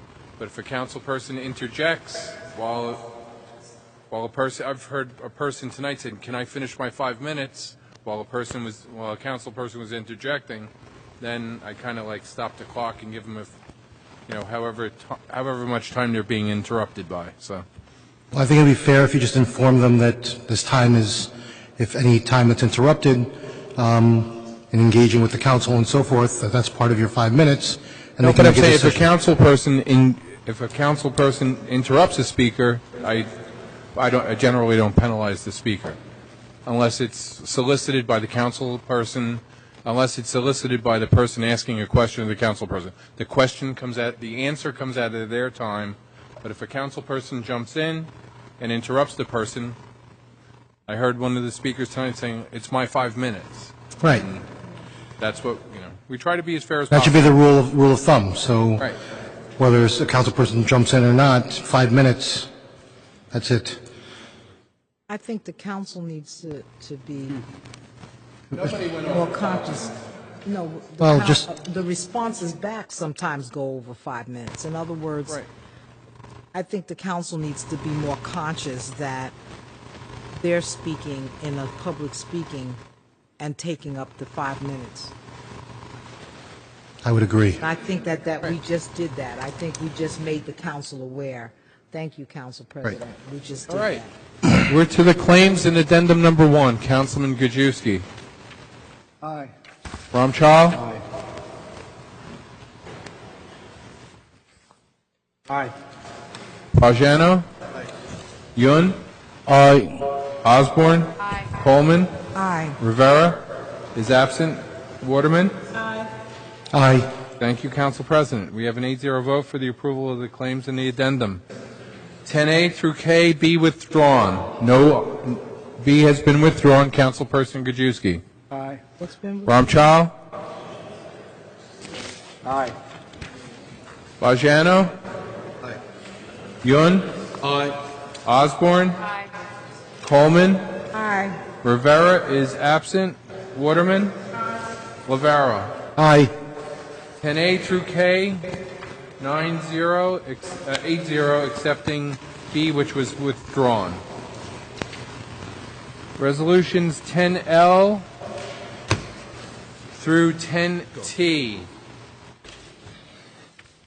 Councilperson Gajewski. Aye. Ramchal. Aye. Bajano? Aye. Yun? Aye. Osborne? Aye. Coleman? Aye. Rivera is absent. Waterman? Lavara. L through T. Council President? Aye. 8-0 for L through T. U through Z5, the balance of business. Councilperson Gajewski. Aye. Ramchal? Bajano? No, Robert, I said, no.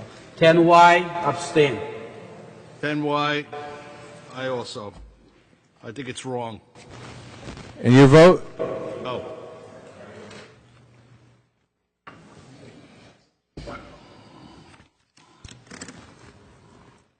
So where are we?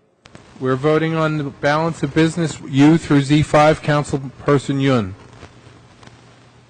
I say aye. Councilperson Osborne. Aye. Coleman. I'd like to say congratulations to Priscilla Gardner. I don't think she knows even that this resolution had been prepared for her. It's going to be presented at her Friday event. Sometimes you don't know people until you get thrown in that den of having to make things happen, and Priscilla jumped up to the plate and did a great job with the fundraiser and everything else, and I'd like to say aye to everything and congratulations to Priscilla. Councilperson Waterman. Aye. Council President. Just on Z5, just to implore the Department of Defense to close up the loopholes and protect our veterans. I vote aye. We have a 6-1-1 vote for Y. Voting no, Councilman Bajano. Abstaining, Councilperson Ramchal. To adjourn at 9:18, we have a motion. Motion. Osborne, seconded by Councilperson Waterman. By all in attendance, Councilman Rivera absent. Just say goodnight, everyone. Happy Thanksgiving. Thanksgiving.